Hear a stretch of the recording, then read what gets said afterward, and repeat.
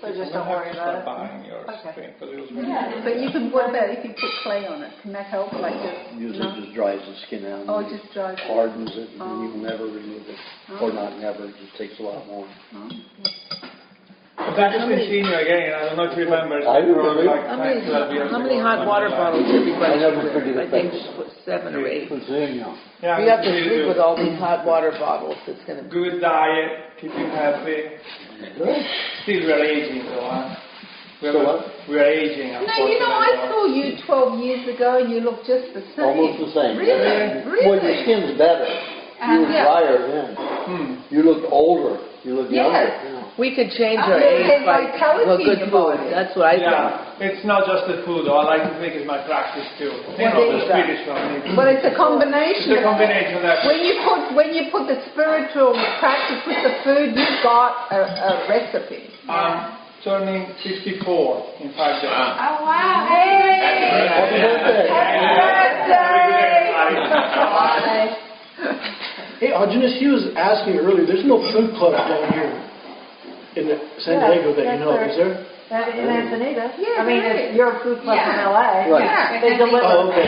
Raw delivers down. Yeah, okay. It's the co-op from LA. We get it twice a month. Okay. What do you You think? mean to Maryland?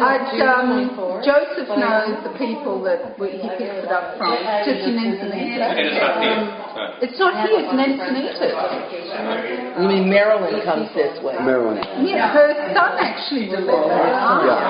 Yeah. You're lucky. This is one of the best potlucks I've ever tasted. Isn't it? I like everything, yeah. Isn't it? Yeah. I haven't tasted this in a long But time. did you have this one? That was the best No. one. That was the best. But probably one of it's the not best the things exact- Everybody ate all that. I know. Well, you should have come earlier. It wasn't 100% though. It was the amino acid he used in a salt, a little bit of Oh, salt. I wouldn't eat that. Yeah, right. Yeah, I didn't eat it because of Have you come across? No way. Have you come across that new coconut amino? Doesn't matter. The amino has the salt in it. Is that why you don't? No, you don't this one's not salt. This one's just coming from coconut sap. I just think it's pasteurized, probably. No, it's raw. If it were coconut, it would get sour and would get nasty very quickly. Oh, okay. We have to process And it. it does have salt in it, I think. It does. Yeah. I think Anyway, it's made from coconut sap. Have you been hearing about it? But it's probably processed. It has to be processed. Yeah. No, but it's. I have to agree with you, Aajonus. People really did a good job today. You're as bad as I am, Joseph. You don't like dirty plates around you. You clean right away.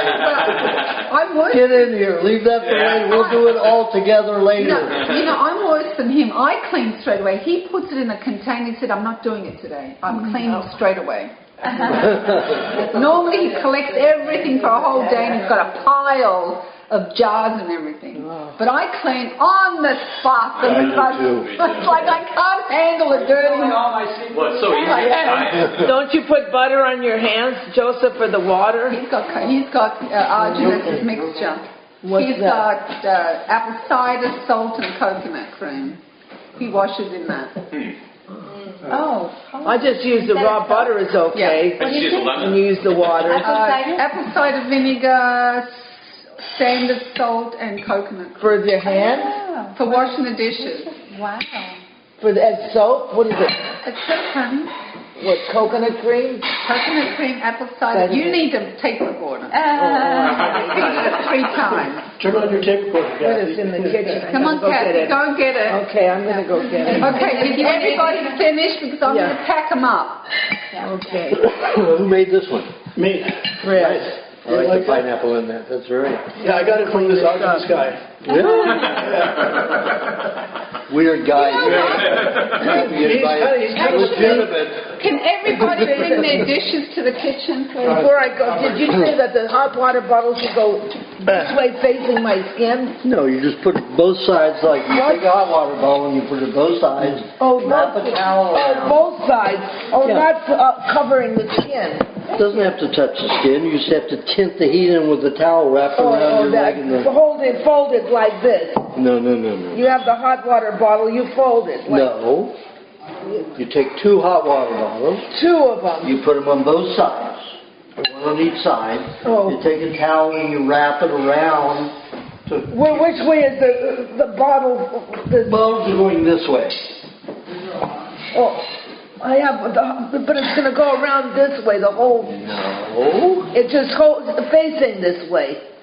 Look, you take a hot water bottle. Here's a hot water bottle. Yeah. Put one here. One that here. extends this way, and one here that extends. The spout is going to be facing down. Or up or down. Whatever way you want it. Oh, I thought it has to cover this red mark, the skin. It has to be heated all the way around, and if you wrap a towel around it, you will keep the... One towel is going to hold it.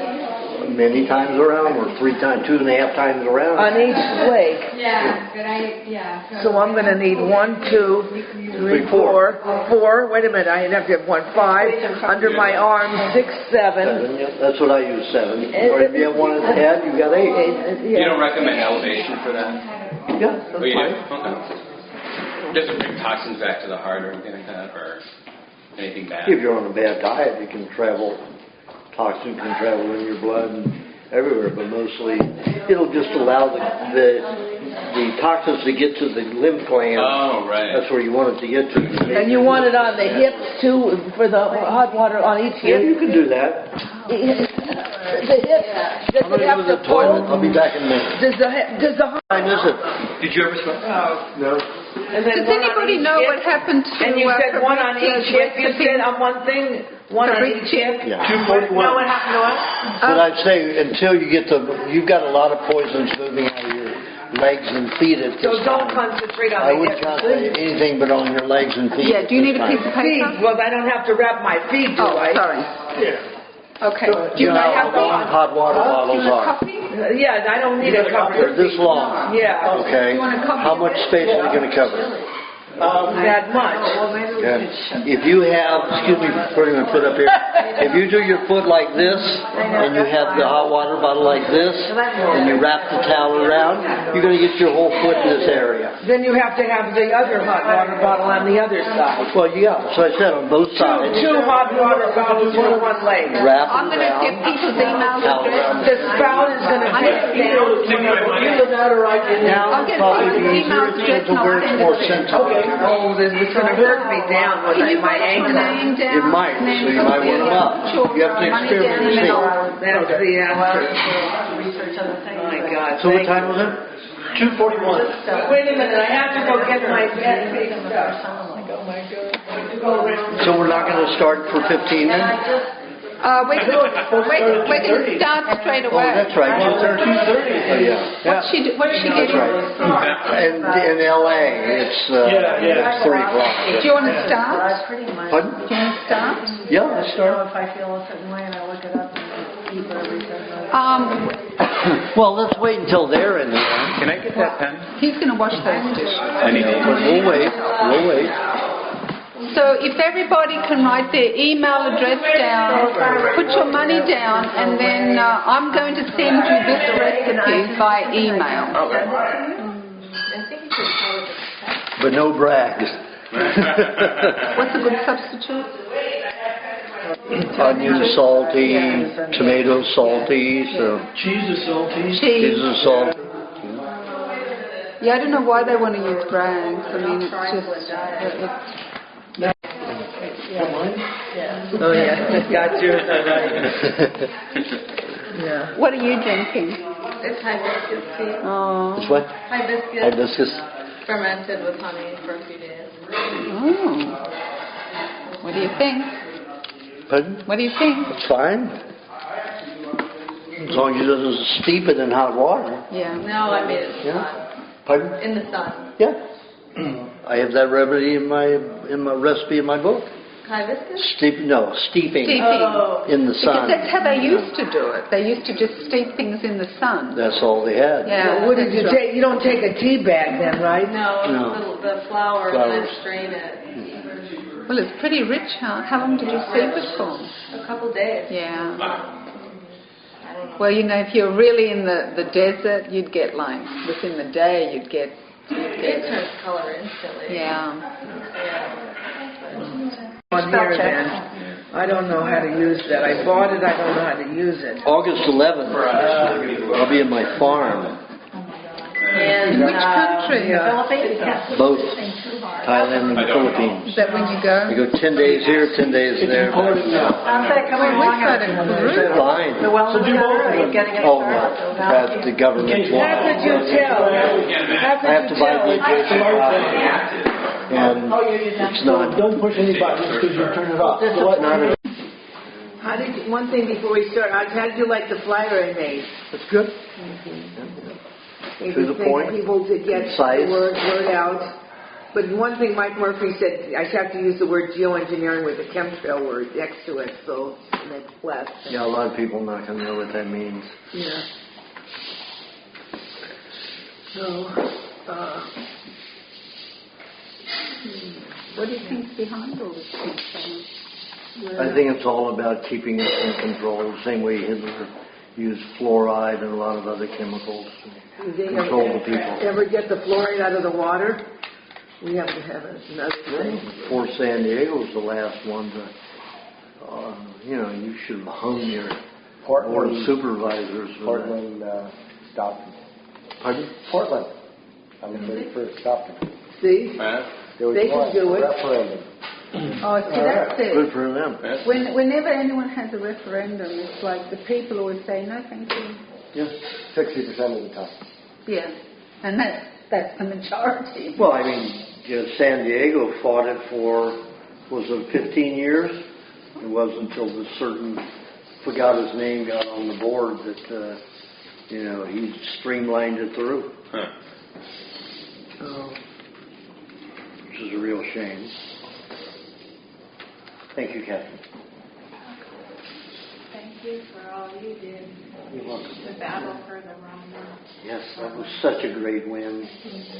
That was a whole state. Yeah. And in that situation, they didn't have the little county DA there. They had the DOJ attorneys, Department of Justice of Wisconsin, down there in this little, town, farm town. They are evil. Oh, they were. I went up, after I got off the stand, I went over to, they had a federal one. They had an FDA attorney, flew in for it. And I went up to her and I said, you ought to be ashamed of yourself. Just like that. People have balls to do that. If we don't speak up, though, we never get what we want. It's always If you don't speak up, you're not going to be heard. Okay, let's begin. Let's begin here. Question? I'll pass and I'll come around after. Okay, Michael? Well, I've had some unfortunate dental news. I understand that I've got a couple of cavities. My dentist wants to use TPA, translucent polycrystalline aluminum oxide, as a filling material. Because? That's what he wants to use. I just get a regular composite. Is this on a top side of a molar? No, Or is it facial? it's on front. It's number 27. Actually, I got a smaller one in 26 and one in 27. He also wanted to use Dical initially, and I've checked that against the Clifford testing that I used, and that would be counterindicated for that material. It just said this is an aluminum type ceramic, but I don't know. Mm-hmm. Well, it's ceramic. He actually wants to put ceramic filling. Well, what is Because anytime you use a ceramic, you have to drill out twice as much tooth, and you snap it in, and it causes cracking of teeth in many situations. I used to recommend porcelain and ceramic, but because they said to snap them in, too many teeth crack, too many people have extended pain from it because of the pressure in the tooth, I stopped recommending it. I just say do the composite, the hard plastic. Some of it's high in aluminum, but it's solid there in the plastic, and you use the light to solidify it. Yeah, well, that's what he has here. So What he about uses pure a light. porcelain? Yeah, that's good. That's fine. That's, What about okay. pure porcelain instead? Well, what about also... You can't use porcelain. It's hard. They have to snap it in. stretches the tooth, cracks them. You can't put porcelain? That's what I mean. That's just what I said. You cannot put a hardened substance in there. You have to put a soft substances that will harden. And the soft substance is plastic? Composite. Yeah, to harden plastic. They use metal to harden it. They have a different type of drilling technique. They use a laser, a water laser. And that's supposedly you don't have to use an anesthetic with that. And it's the highest tech that they have. I don't know that. Well, they have what they call glass, but it's sand and water. They have the laser and water, and they have the regular drill bit with water jet. Yeah, well, my guy is really old. He just has a drill. That's it. So I may look into some. Look into somebody else because you'll have no pain as long as you've got a water jet. Whatever they use doesn't matter as long as there's a water jet on it. Okay. So porcelain to high noble metals, no good either? Can't use porcelain. It's got to be hardened. You got to snap it in. You have to remove a lot of tooth to do that. Composite's the answer. It's composite. And what is composite? Plastic. Plastic. Form of plastic. And there's aluminum in the plastic? It depends upon the manufacturer, the brand you're using. But aluminum, some of them used to use tin, but tin's highly poisonous. So they went to aluminum because it's lighter and it's strong, but not poisonous. Does it go in the body at all? Not enough to ever detect a trace, And it would take a year to, if you collected the amount of toxins that were released from the composite filling, it would take a year to get a trace, collect a trace. But not enough to... Not enough to do any damage whatsoever. What over There's no BPAs that are released, no phthalates. And what about over a 10, 20-year period? Oh, you still throw all that off. That's such a minute amount that you can get rid of it every day. Yeah. Would there be a material for pulp capping? He wanted to use a decal, and that seemed... He said that if you don't use something right, I guess this is over the nerve. Well, I usually use biocalyx. What's that? It's a type of calcium rock that's powdered. And it's pretty non-toxic, biocalyx. So who's your dentist? I use Breton in Tijuana. Can you give us that address? Go to bretondental.com. How do you spell his name? Britton. Tomas, Tomas. He's third generation dentist. So I convert him into a pretty holistic one. So he handles a lot of my patients. Fly in from everywhere to use him. He's a, good-looking, very big bear of a man. He's so gentle. Perfect. So, Aajonus, is there anything you use as a pain relief while you're having this work done? Well, you don't really need anything. I mean, if you want to, you could take some ice and put it on there. That's about the best thing to numb it if you want to do that. But because he has the water jet, the bit doesn't get hot. Okay. When I had all of my amalgams removed, I had 16 teeth that had amalgams in it. So I had removed 8 one day and 8 the next day. It was 4 hours of drilling each day. And there was no water jet on them in those days. So that bit would get real hot. It would burn the nerve, so I had a signal. I'd tap his elbow or something, to get him to stop, cool the bit, and then go back in. So, but I didn't use any Novocaine, anything for that. It's pretty traumatic. But when you don't use an anesthetic, the pain's gone in about 6-7 hours. 12 hours is maximum. If you get any kind of anesthetic, Novocaine, Xylocaine, any of them, it causes swelling for months in that tooth and surrounding area. What's carcinogens, okay? Yeah. What's that? There's a direct correlation between lidocaine and breast cancer. Yeah, and also heart attacks From what? from dental anesthetic. More people when they're seeing a physician get heart attacks from dental work, from anesthetic. How do you remove the anesthetic after that? It takes years and years and years and years and years. Probably about, for one injection, it takes about 6 years to get involved with it. Because it's injected and goes into the bone and the hardened tissue. It's hard to get rid of. And it's responsible for almost all mouth cancer. So Novocaine's are what the cause. Novocaine, xylocaine, all of them. Yeah, They all gave it. Even to Shikard would give a Novocaine, when you have pain. He gave it inside of your mouth. Yeah, well, don't take them anymore. What about Demerol? Well, Demerol, that's, conducive to brain cancer and pancreatic cancer. How do you handle the pain? Well, your dentist, that's why I like this dentist. He's so gentle, he's slow. I took Jeff Slay in a couple of months ago to him, and he had cavities between two of his molars. So he had to drill down in both teeth, good part of the tooth as well, and right down to the nerve. Even bled, and Jeff didn't feel a thing. No cane, didn't feel a thing. Because you don't, usually when there's, unless he nicked Jeff's nerve, but Jeff didn't feel. He said he barely felt it.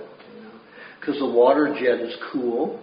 It cools the area and keeps the nerve contracted. When it expands and swells, that's when you have pain. So what about when you get crowns and stuff? Well, you're not hitting a nerve if you're getting a crown. No, I'm talking about, like a crown's a good idea because you have to glue them to the tooth, right? Well, I had, when I had those teeth done, I had to have 5 caps on them because there was so much tooth gone. And when they popped out, I took beeswax and I took a round edge of the spoon and I pressed them on a plate and I put that inside just so it fit in bare, just fine, thin inside the cap, put it on, and I bit down on each one of them. When I went back to have them removed, he couldn't remove them. And the ones that had been put on with glue and didn't come off, popped right off. But the ones that I had put on with beeswax, he couldn't get them off. We worked for 1 hour just getting one of them off. So you can have them put with... He won't do it. A dentist won't do that. But that's what I did when they popped out. Why didn't you just leave it on then? Pardon? Why didn't you just leave it on? It was so hard to get off. Well, I had the tooth was the metal, the chip. It was like 25 years old, 25 years old. So all of the porcelain had chipped off of the metal, and I could taste the metal. So I didn't want that contamination in my mouth 24 hours a day. But boy, that one was a really hard one. So that was the first one I put on with beeswax. So when you do have porcelain, when you do have even a plastic crown infused to high noble metal... No, I'd use a porcelain on a cap. I wouldn't use plastic on a cap.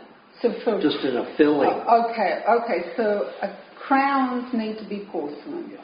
So when you have pure porcelain, is that okay? Well, what they do is they have pure porcelain. They want to take most of your tooth away. So you're saying that then if you're going to have a crown, it's best to have porcelain infused to high noble metal? To gold, yeah. That's the best thing? Yeah. Why? Because gold doesn't deteriorate as easily. But it's not... Strong crown, and you don't have to get rid of as much tooth. So the thing is, you're saying that it can be infused to pure gold?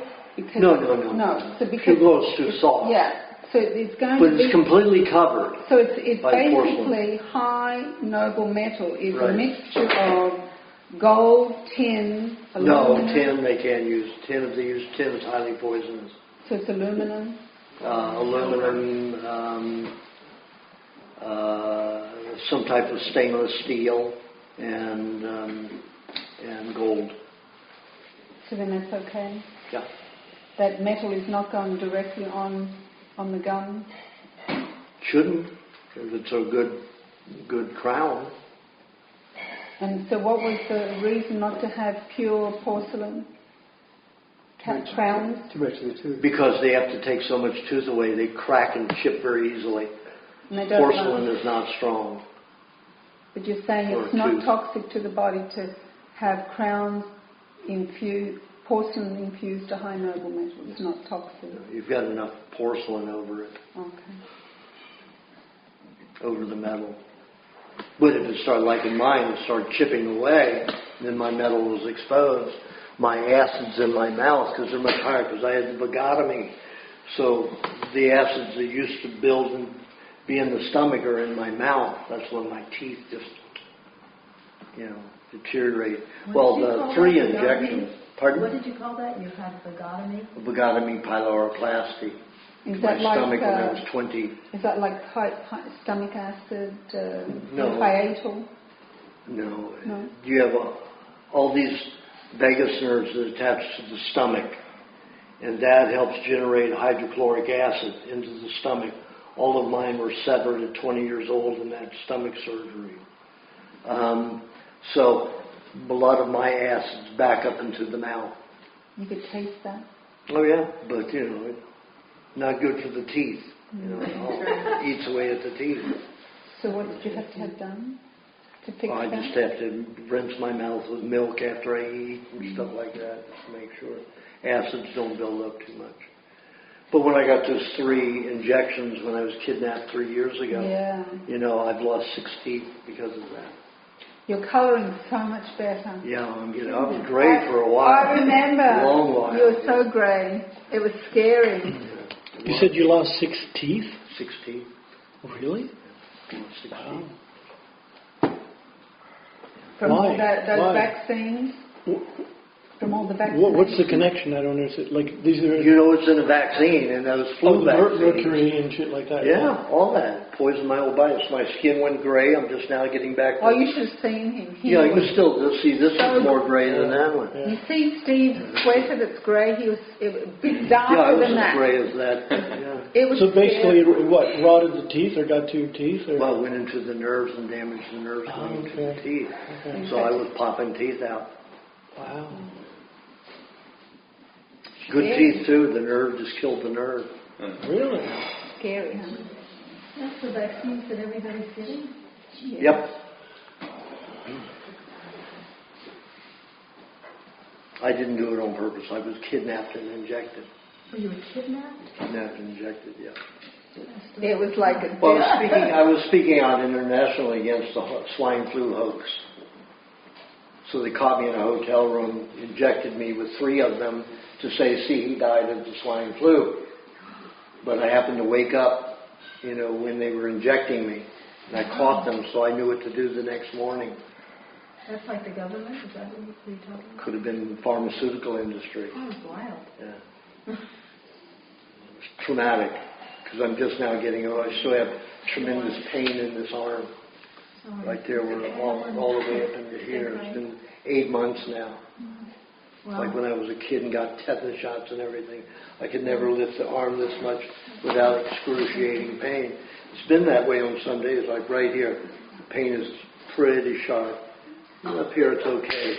But right about there is where it really is painful, all the way to the joint, deep into the joint. I would think as strong as you are that you'd be able to withstand that.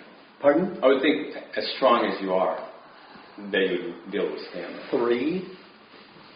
3 of those injected. How much mercury they injected? He'd be a dead man. I should be dead. Totally. But the reason I only survived is because I went out and found a stingray that was 2.5 days old. And the high ammonia, see if you get natural ammonia, it'll bind with mercury and other substances so it doesn't go into the blood cells. Because that's what it will do, it would destroy my red blood cells and I die. So as soon as I woke that next morning and realized it wasn't a nightmare, I had 3 bubbles there with a hole injected in it, a little serum coming out. I ached in every joint. I was sick. I started vomiting. As soon as I tried to sit up, I vomited. I had diarrhea. Called the hotel and immediately I said, I need a driver. So I need one as soon as possible. So the driver came. It took him about 30 minutes. I did my vomiting, ate some cheese, ate some butter, vomited all of that.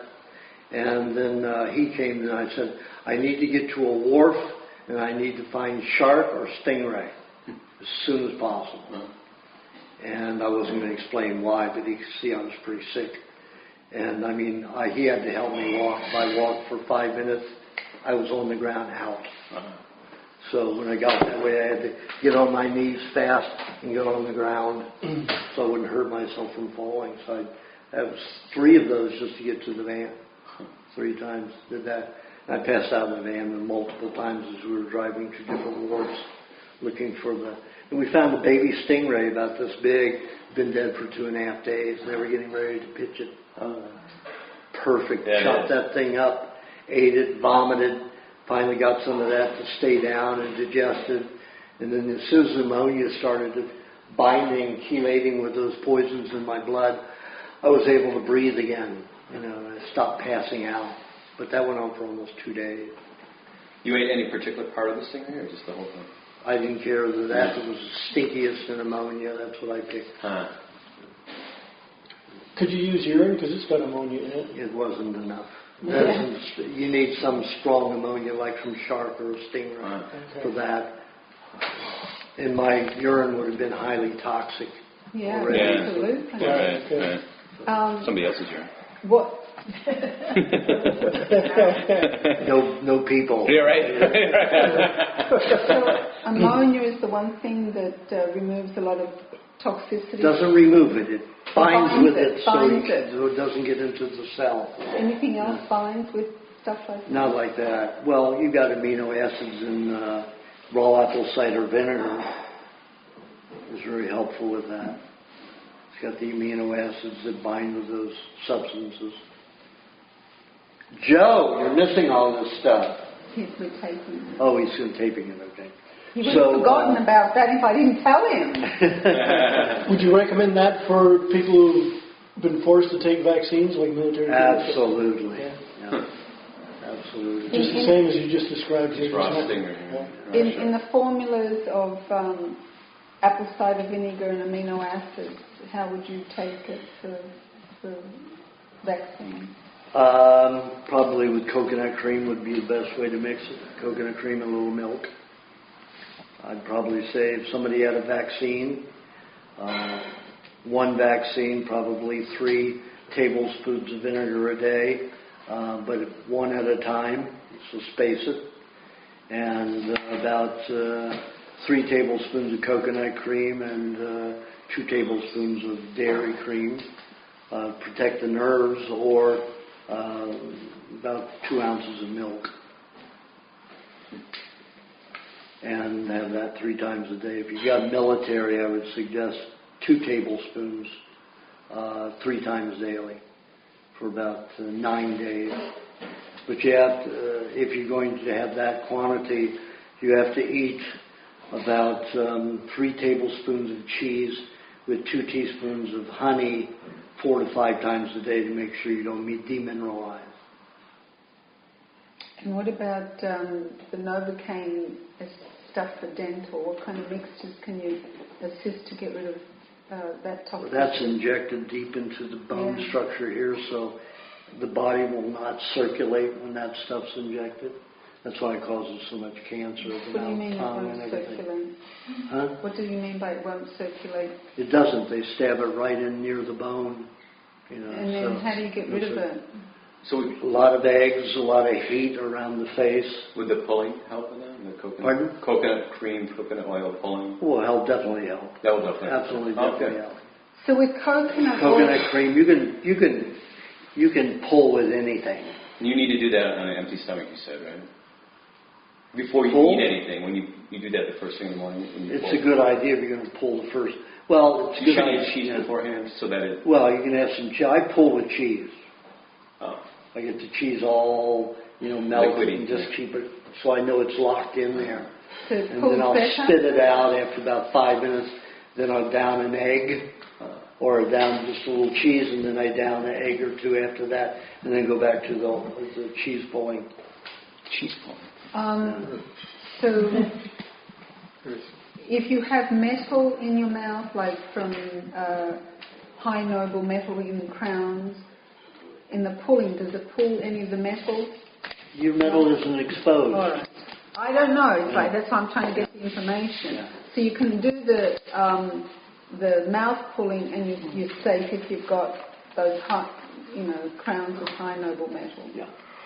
Can't get through the porcelain. Only if it's liquid. And the metal's not liquid, it's solid. And the porcelain is solid. Now there may be some metal in the porcelain, but they're not allowed to use lead in that. And they use aluminum, and like I say, it traces out in the ear. And your body's handled that.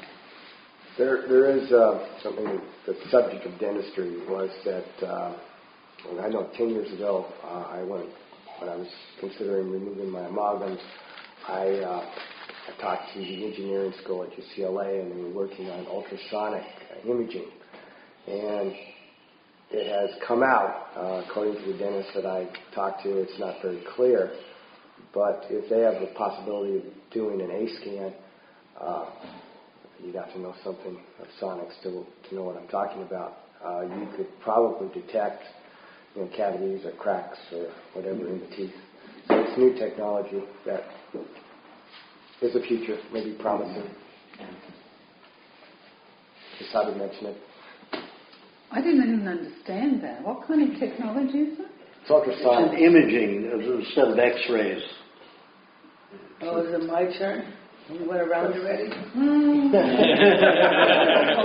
Yes, it's your turn. I was telling people, the reason I got into the chemtrail issue, this is about in 2006, is because I developed the breathing difficulties. I had heart palpitations, and I couldn't get enough air. I mean, even now, I was a few days ago coming home, I know it's sad because I can look up and I can see, and what you're seeing is not a picture, because I recognize that many people have this problem. It was announced on Russ Tanny of the GlobalSkywatch.com. He said it's been tested on rats that it can induce heart attacks. Mm-hmm. Now, what I'm asking, the question is, what do you take for this? You suck on garlic? What do you do? I put it in my newsletter, all about the chemtrails and what to eat. I have a copy. Maybe these people don't know, but they could tell their friends or something. I mean, what is it? But I mean, it's in the newsletter. I go into it in detail of what to do. Oh, okay. It's better just to get it from there, because that's already written. That's out there. So. What date is it? Is it probably 3 years ago? Okay, I'll look it into it, Jim. 2.5, 3 years ago. Do you remember it? 3 years ago comes to mind. Yeah, 3 years ago. Well, now, she heard from somebody chewing garlic. Is that validity at all? What's garlic going to do? It's got some oil in it that would key, and some of the esters might chelate with some of the toxins, but that's not going to change. Garlic. The problem is when those poisons get into the lungs, they get into the red blood cells. The red blood cells can no longer transport oxygen to the cells to generate energy. So even though you're getting oxygen in the lung, you're not utilizing it in the body, for the red blood cells to deliver it to the rest of the cells in the body to produce energy. So that's because of the chemtrail chemicals getting in the body. Eating, something with high ammonia will help that, so they don't get into the red blood cells. Coconut cream is ammonia. No, it doesn't have ammonia in it. You'd have to get some rotten fish. Or apple cider vinegar. Apple cider vinegar is also that's the way I do it with apple cider vinegar. With the fish? No. Just apple cider vinegar. Just apple cider vinegar. Just drinking a tablespoon by itself? I talked about having a tablespoon with coconut cream. You've tasted. You were asleep when I talked about it. Oh. Okay. But anyway, it's having coconut cream and some dairy cream or milk with your apple cider, raw apple cider vinegar. Cocoa cream, a tablespoon of each? No, I've got it on. It's yeah. taped on there, so you can get it. Do you think chemtrails has anything to do with my kind of fatigue? It can have a lot to do with it. Yeah? Yeah. So Well, your red blood cells. Huh? You've got great red blood cells. You shouldn't have any problem with. You shouldn't have any fatigue unless the red blood cells are not delivering the oxygen. So I should look that chemtrail thing up and do it. See if it makes a difference. Yeah.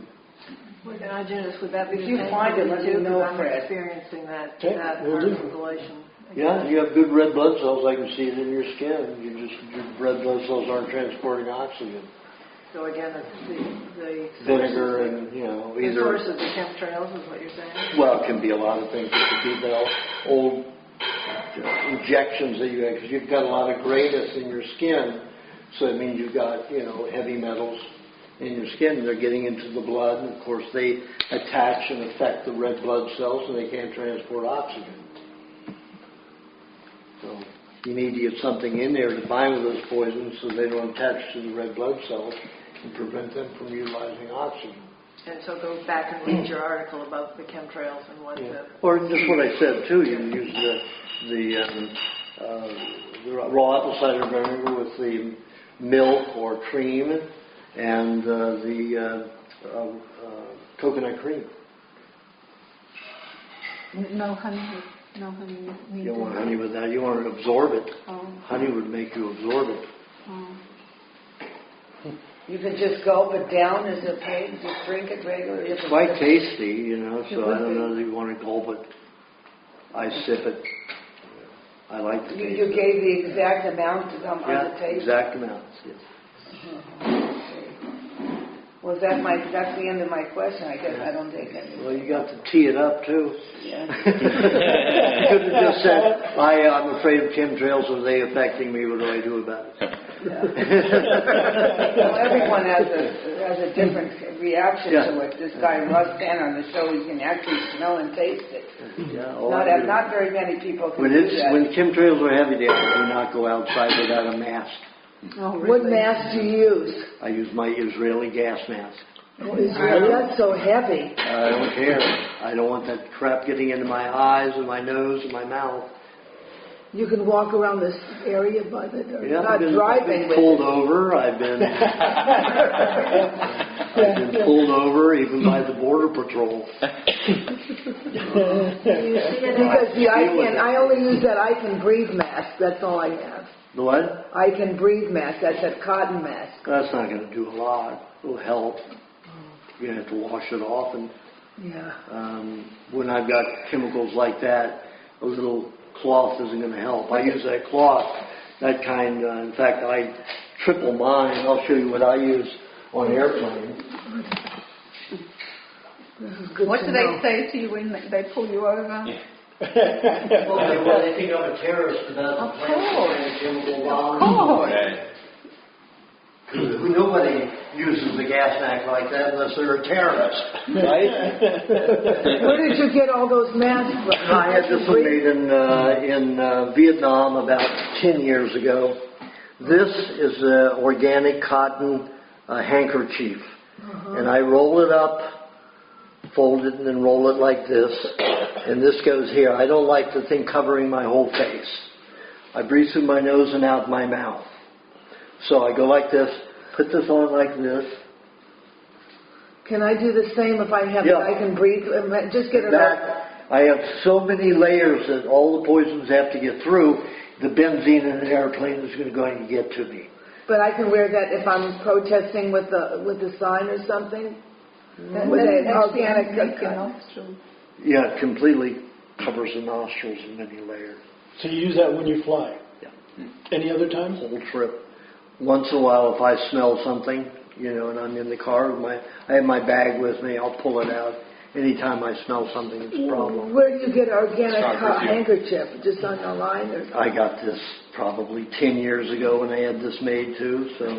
See, that's the thing. 10 years ago, all the cartons were just so totally different. They were free of GMOs. Well, you can still get organic cotton. Yeah. Pretty easily. Yeah. Yeah, You may you have to get That's it. true. Cotton clothes. So Aajonus, are there a lot of chemtrails in the San Diego area? Well, yeah, you've got quite a bit Oh. today. I watched them streaking the sky. I mean, not like you do in Los Angeles. It's true, Nancy. Whenever you see the streaks, they're doing their thing. But can I get that, I have the I Can Breathe mask, and if I go out, just fold that cotton handkerchief and do it that way? Yeah, you can do it that way. Okay, that's what I want to know. Online I can And if find you're talking, then you want to have the mask covering your face because you have a tendency to breathe through your mouth. You want to have talking. it covering your face when you're out there? If you're talking, see it like this. I don't. When I have this on, if I talk, when you talk, you have a tendency to breathe through the mouth. Uh-huh. So if I'm going to talk Yes. in an airplane, I've got it down here, and I will talk through it like that, because everybody breathes through their mouth, when they're talking. But otherwise, I breathe through my nose and out my mouth. I've even trained myself where I can breathe through my nose and out my mouth while I'm asleep, Your nose. because I sleep on the planes. I force myself to stay awake. As soon as that plane starts moving, I can be asleep like a baby. So I force myself to stay awake till I get to where I can take my seatbelt off. Because I don't like that radiation being attracted to that buckle. So as soon as I get up there, it's off. Sometimes I don't make it. I'm sleepy. I wake up 3 hours later, the seatbelt's still there. But I've learned to breathe through my nose and out my mouth while I sleep. Took a while.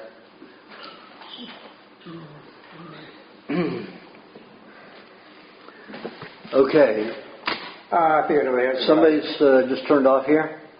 What? Whose is this? That's that gal. Yeah.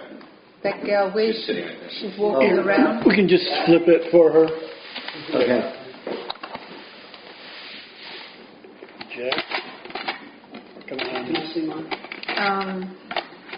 Don't touch it. Don't touch Don't it. touch it. Just give it. He You've got knows no I know it by recording. now. What? You've got no recording. I told you to press the red button. I did. No, you did not. She I just turned it off. just turned it off. Oh. She just now turned it So off. check it out. Oh, okay. Yeah. Why did you turn it off? Because we're waiting for this one to turn Let's over. make sure it's been working. Yeah. So come on over. Bring it Turn it over. over for her. And Joseph. Yep, it's spinning again. Joseph, just bring it turn the over. tape over. Randy's going to ask a question. What's that you're drinking? I'll tell you later. It's basically water. Benzene? Watch your H2O. You never said to drink water, but... Did you take it back to where it was? You're not going to wipe out what? He did. I took it back to where it's not important. Okay. Thank you. See? We're talking about that thing right there. No, don't touch it. Let me see. Well, there's so much going on that. Give it to me. Okay. All right. Question, Randy. I've recorded enough. Okay, you have a question. Oxidized cholesterol is the only way it comes would be from cooking it. Oxidized. Well, you can oxidize by ozonating. You can oxidize by cooking food, eating cooked food, smoke, inhaling chemicals. Many ways to oxidize. Okay, for chemicals too. Yeah. Many ways to ruin the oxygen in your body. A lot of people will ozonate. And, you eat ozonated olive oil and stuff like that. You're just robbing yourself of oxygen. Even those ozone machines in the room. You don't use an ozone machine in a room while you're in it, awake, and breathing. You can do it ionizing machines and ozonation machines in a room you're not in. But you don't want to be in the room when they're on. One quick question. Did you say that your handkerchief is organic cotton? Or Organic cotton, yeah. or they have to be organic in order to buy it? No. Well, you want to, I would buy organic cotton. If you're going to be breathing these particles, there's going to be lint, I'm going to be breathing. Oh. I want it to be organic cotton. I don't want Monsanto's Do you know if they have it Roundup in online? Do they have it online? Yeah, you can get organic cotton many places. Handkerchief. No, well, you don't have to get just go get a piece of cloth. Go to a material store and get some organic cloth. Organic cloth. And just cut a section and roll it up like this. And if you have a sewing machine, bind the edges so it doesn't fray. It doesn't fray. What is that? Fray. That's it. That was it, Randy? Some people are just Okay, I've heard from different people things you said about the baths. Like, we don't walk anymore. Jim sent me that email you sent him about doing the pineapple. My question would be, can you give us an update on changes in the baths since you wrote the book? Okay. Before I used to say drink that pineapple mixture right before you get in the bath or while you're in there when you first get in. I find that isn't efficient over the years for a lot of people. So I found that if you eat it at your normal fruit meal, it's going to be in your blood and in your digestive tract being absorbed by the time you get into the tub at night. So I used to want the fresh juices, activated, but I find that those aren't as good as when you're getting into the mixing it all in the blood with other in the digestive tract with other nutrients, and when it's bacterially assimilated and worked on better with the bacteria in the intestines. So I found that eating the pineapple mixture for your regular fruit meal and doing the baths at night is better. What if you take your bath before your fruit meal? Not such a good idea, but if you do, then you eat your fruit meal at a different time of the day. I mean, a lot of times I'll get up in the morning and after I've had my green juice, I'll decide I just want to take my bath and be done with it. Well, then I would eat your fruit meal in the middle of the night. That far ahead of time. Yeah. So I find that 5 to 6 hours minimum is better. 8, 9 hours is good too. Okay, and that question was basically, anything else has changed in the bath since the book? Well, I used to say do it in the afternoon. Yeah. Nobody can do it in the afternoon. What's that? The hot baths. Oh. So do it in the evening. And I say to everybody, if you get your 90 minutes in, first 30 minutes you go in there, do it at sleep time. It's time to go to sleep. Get in the hot tub. If you have a hot tub, it's great because then you can go to sleep in it, no problem, because it'll stay at that temperature. If you got a bathtub, you're going to have to wake every 20 minutes to let some water out and reheat it, to get hot. And also when it's so hot, it's hard to sleep when it's 110 degrees. When it's 105, it's okay. But if you get heat prostration, you have a bowl of cold water with ice cubes floating on top and a wash rag in it. When you get heat prostration, you just can't take it. You don't want to be in there anymore. Take that cloth, wring it just a little bit, put it down, cold water will run down your head and your face, and then put your fists, not tight, open fists, into the bowl up to here, to your high wrist. And you hold it in there for only 2 minutes. Now it's the brain that doesn't like to get hot. So that will go from the bone right up into the skull bone. And it cools the body pretty quickly. And the body loves heat. The brain doesn't. So that chills it fast. So you've got another 20, 30 minutes. Usually when that happens, you do that. You may only do it one time and you don't have to do it again. The problem with a lot of people, they just fall asleep and they don't wake up in time to change the water. They need a timer for every 20 minutes then. A little kitchen timer, 20 minutes. I found that just room temperature water poured on your face a little bit, it feels fantastic. Yeah. Because there's still so much difference between the heated, how hot you're heated. Just room temperature water, just pour a little bit. And I find people don't work. It doesn't work for a lot of people. it won't, We get cool, really- it won't cool you down too long, but it feels so good. Yeah, it does, right? But it doesn't work for some people. Just can't breathe and need to get out, and I don't want them to get out. I got frostbite from putting a cold pack on the side of my face. You're not supposed to put a cold pack. You're supposed to put a cold rag on there and not all ice cubes in an ice pack. Well, I put a cold pack on top. I have a cold pack I put on, the old-fashioned kind with a little twist top, and I put ice in that. And when I get too hot, I just put that here for a minute or so. And It's not direct on the skin, though. But it's going to why would it irritate not be the okay? skin. Well, it can actually damage your skin. Like he got On top of frostbite. my hair. Yeah, absolutely. I had huge pain on the side of my face. Yeah. Not a good idea to use ice directly. What's the It's a temperature? risk. What's the temperature of hot tubs? 105 to 110. It's up to you how hot you want it. No, not above 110 because 111 you start destroying the vitamins and enzymes in your skin. That's why saunas and steam baths are horrible for the mucous membranes in your eyes and your ears. So 105 is minimum. 105 minimum, 110 maximum. But, when you're doing a hot bath and you have a heat, you get down to 102, then it's time to change it. Unless you want to do it every 12 minutes, then you start 110, 111, goes down to 105, then you can heat it again, but that means heating it about every 12 minutes. And what about the walk at the end that you have in the book? Someone told me... You don't have to do that anymore. Which one? The walk at the end of... Oh, the walk. Yeah. Most people can't do it after. No,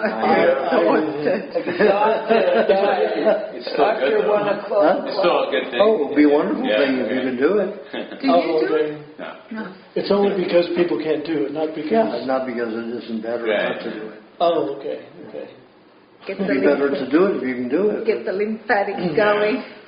But there's an advantage if you don't do it too, because then you get right under the covers and you stay warm the whole night. Yeah. So you're going to be perspiring more. Of course, if you're walking hard, but then you're going to be using your nutrients to deal with the lactic acid that's building up as you're exercising. Could you rebound? Yeah, you can rebound too. Yeah. What happens with the lactic acid? Lactic acid. Yeah, you just said... Well, when you have lactic acid, your body has to use a lot of minerals to neutralize that, change it over.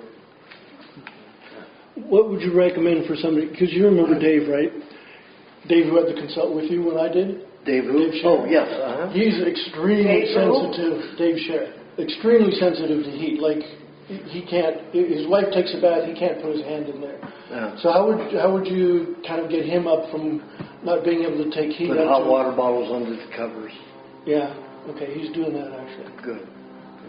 And as far as, would you recommend him doing like 98 or building up to 105 or what? It won't do much good. Better he just uses the hot water bottles and heats the bed up at night. Airspace in the bed. And if someone did start doing the baths, could they start at 102 and do some good? Yeah, absolutely. 102 is okay? But 102 would be absolute rock bottom minimum, is that? It's not going to do anything at all under 102. Okay.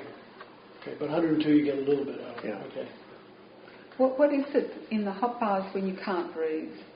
What's that due to? Lactic acid. I mean, you're moving all the poisons, so all the nutrients, the red blood cells are getting highly contaminated. You can't utilize the oxygen properly. The brain is starting to throw off a lot of chemicals, especially aluminum. So what's a good way to clean out lactic acid? The sport formulas. I have a tendency I always had a tendency to gulp it because it's so hot, dry my mouth. You just got to learn to only, sip at a time. The way I Then you don't finish it when you get out of the bath. Let's say if you have that much and then maybe it goes down to that, you have that much left. If you're having, let's say, a tablespoon a minute, you're 90 minutes. That's 90 tablespoons. That's that's 45 ounces. Maybe that's more than a quart. But don't bring a straw in. But Yeah, you can take a straw in, absolutely, if you like a straw. But That's how I trained myself to sip. I only drank to a straw. Oh, really? For a while, yeah. That way I couldn't drink, I couldn't gulp. because you're too gulping. And I use a thin glass straw. Yeah. You know, so you got really, suck a while to get your... I have that glass straw, so you can't. Where would you find one of those? I got it at a medical laboratory. You know, they have different ones that are different sizes. What happens to the body when you do gulp the sports drink? Well, a lot of any kind of fluid that you gulp has a lot of the H2S tendency to go to the kidney and is not carried with the nutrients to the cell, so it causes dehydration, especially if you're drinking cold fluids. Well, I better use a tablespoon in order to get because I have a wide glass straw, and it's gonna. Well, then put your tongue up against it, so you've got pressure. You have to get beyond the tongue Put to do your it. tongue in the straw. Put the straw on the tongue, so that it makes the hole smaller. But it's true, Nancy. You can just have a little spoon and just feed yourself a spoonful at a time. Yeah, but when you're sucking, you have all the enzymes, like in a baby, all the bacteria that comes out of the salivary glands, so you digest better. So I suck. What's the maximum number of sport drinks during a bath? You're gulping it down, I noticed. I don't think there's a limit. You can have as many as you want? Okay. Yeah, but as long as you're sipping it. Okay. Then you're not going to be able to. But if you let's say you sipped, a tablespoon every minute, you're in there 90 minutes. That's 45 ounces. That's a quart and a half. But you're doing a fluid. Well, I've been gulping. I'd go through 2 quarts easy, maybe even. So you're pissing out probably too much. Yeah. You're probably pissing out 2/3 of it. Yeah. You're not utilizing it. But I'm drinking 3 times as much, so. But if you're doing the cheese, you're having the cheese in between the sports formula, you got to wait 10 minutes from the cheese to get the sports formula. So every 20 minutes, in the bath, you said to take a piece of cheese. So it's a very little time you have any time to finish. Well, then do 2 tablespoons a minute. Of what? Of the sport formula. Don't when use you're the drinking straw. Yeah. No. Why would you not drink it to the straw? Because you're getting the 2 tablespoons, you're measuring it, you know exactly how much you should take. Okay, put a tablespoon of fluid in your mouth and see what it feels like. Get a sense of how much volume in your mouth a tablespoon is. It's going to go off soon. We could just dispense with the cheese while the bath, couldn't we? I mean, that's a good idea, even if you're not waiting to have some cheese, just to make sure. Have cheese in the bath. Because you can be throwing up toxins in that hot bath. Oh, okay. So we still should keep, because I wouldn't take it. I do, absolutely do while I'm in that bathtub. Poisons are going to come out and galore. Because I can't wait 10 minutes after the cheese while I'm in the bath. I can't. Well, that's okay. Then drink, just drink on 4 minutes later, or 5 minutes later, whatever it is. But only do that while you're in the bath. Yeah. You have cheese in the house. Wait a minute, you take the cheese and don't you have to wait 10 minutes? You said? Well, we just said when you're in the bath, the laws can change. The rules can change. I went to Glen Ivy, and I did your detoxification formula before I did. The vegetable juice? No, I just the lime juice and the coconut cream. Right. And what I that penicillin formula? No, that's not. It pulls out industrial chemicals. That's Which the one mango. is that? That's the mango kiwi formula. Well, it depends upon the person. Oh, so what was his detoxing formula? I just don't in have the book. It was what did you say? lime juice, lime coconut cream. Coconut cream. That's it? No, that was amazing. Don't you, with Glen Ivy, but what I wanted to continue is the only thing, the problem that I had, it seemed like it affected my lungs. That when I was, that was the only discomfort that I had, was that it was something. And then you were throwing off metals through your lungs. And the industrial chemicals out of your lungs. Other people, it affects their livers or their, wherever have the metals collecting and loosed, is where you'll feel it. So yours are in the lungs. If you get palpitations, would that be just going through the heart? Yeah. What happens in your heart? Yeah. is that a Glen Ivy thing. Now, don't they check your bag so you can't bring any glassware in there?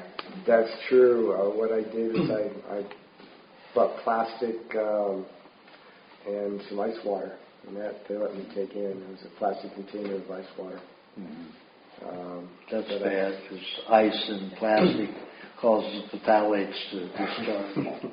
So what could you do with that if there's new regulations? Well, I take my doctor's letter and I say I have to take my food in unless you can provide that food. Well, we need to get another $100 for the letter. You've got one for flying? Yes. Use the same thing. Oh, but it's only good for 4 months. It's good for 4 months, yeah. I Again. mean, they might, at Glen Ivy, they may take it once a year. But for flying, sometimes they'll say, you got to have one fresh 4 months.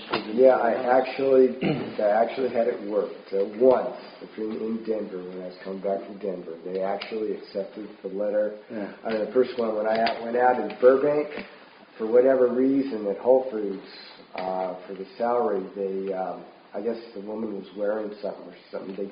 They swab, and if it's positive in the swab and it was positive, and they went nuts. Yeah. Even though my luggage went through the X-ray, they double checked it. They tore up my. Oh, I've had them do it to me too. Really something. What did they find that it went off? They swabbed the nitroglycerin. No, nitrates. What nitrates? Nitrate. That's. What's a nitrate? But nitrates means that there may be nitroglycerin. Well, what is in a nitrate? The milk? No, I guess honey, usually it'll be in honey or in manure. So if you've gone to a farm, that's why when you get those things at the airport that says if you've been on a farm, if you come in contact with animals, they want to know if you're going to set the alarms off with the nitrates because of the nitrogen that's in there, and they use the nitrates and nitrogen to tell whether you've been exposed to nitroglycerin. And if you've been exposed to nitroglycerin, unless you have a heart condition, right, they'll usually ask if you are. I said, no, I'm allergic to honey. I mean, your machines are allergic to honey. There's lots of nitrogen in it. So I clean, anytime I go on a plane with honey, the jar and the lid's completely clean, spotless. And then I put the lid on tightly. And the machine doesn't pick it up? Right. Boy, if there's honey on the outside, can pick up the nitrates in it, they'll send the machine crazy. Then they'll tear everything apart. Absolutely everything. They'll go through every compartment of my bag. They'll pull everything out. They'll go through absolutely everything. The funny thing is, the really thing that upset him was my shaver, an electrical shaver. And that, I can't, for the life of me. He never says use electric. Wait a minute. Don't everybody talk until somebody else is finished talking. And they did what with that? No, they said there was, I guess the electric shaver had a high nitrate level, which I couldn't. That didn't seem to make any sense. Well, if you have, do you eat honey at all? Lots of it. Okay, it's in your hair. And as you cut the hair with your shaver, the nitrates are going to be full of it. A lot. If you didn't eat honey, you wouldn't do that. Unless you were spreading manure on your beard. Then it would show up. I know people who do that. Does coconut cream have nitrates? No. Not enough to detect anything. They have red flies. So you have to just was that remedy in the book? You said the coconut cream in lime juice. Is that in the book? Or what I just packed it in my check. I don't remember. Countries eat mud pie. I forgot one. I heard that one of the countries actually. Well, I could look that up. Something with mud. Well, it's in one of the newsletters. It's one of the newsletters. Okay. You have it on. You have newsletters. Did anybody hear run that? A scan on them. Yeah. You have all of the PDFs in a file. You just go on the file and then search there. Under what industrial chemical? or lime juice, and see every time lime juice pops up. Okay. Did anybody? That way you'll learn what lime juice does and all of its contact. Yeah, there's a side benefit. Steve, do you have a question? Yeah, so I know soup is cooked, but it seems like there might be a benefit from pulling things out of the bone to actually drink. Or is that? It's all cauterized. The only thing you're going to get that's whole and active are the poison metals in the bone. But if it's a lot of organic, them, it doesn't make any difference. Once you cauterize them, you're causing free radicals. See, minerals naturally, in a raw form, they work together in a perfect balance.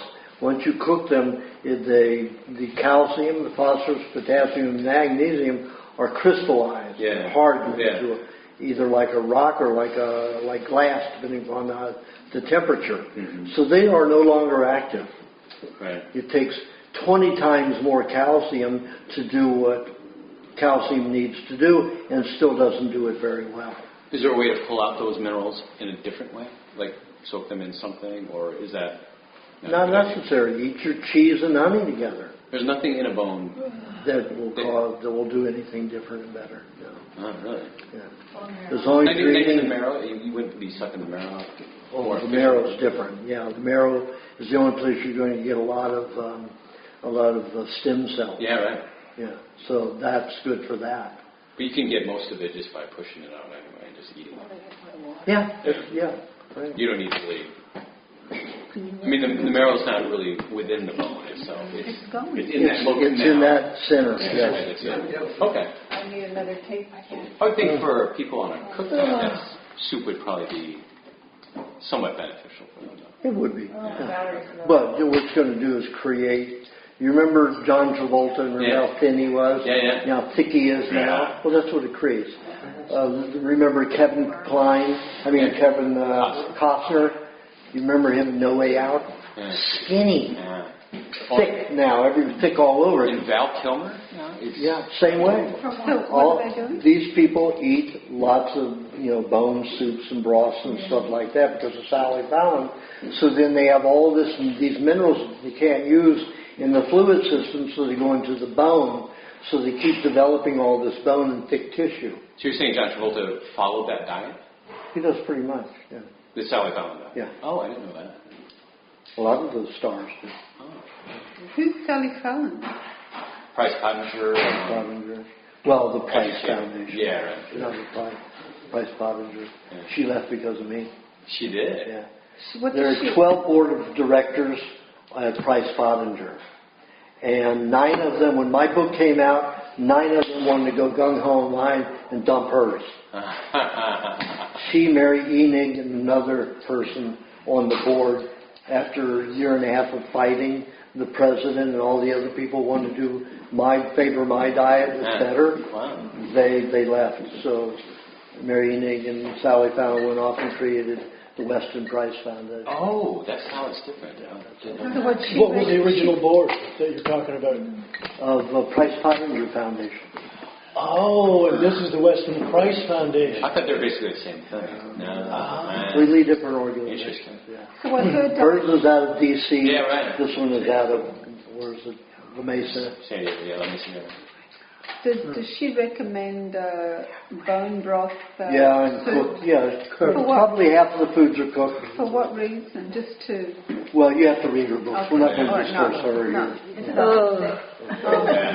It only goes an hour. It's a decent What? book. I mean. Yeah.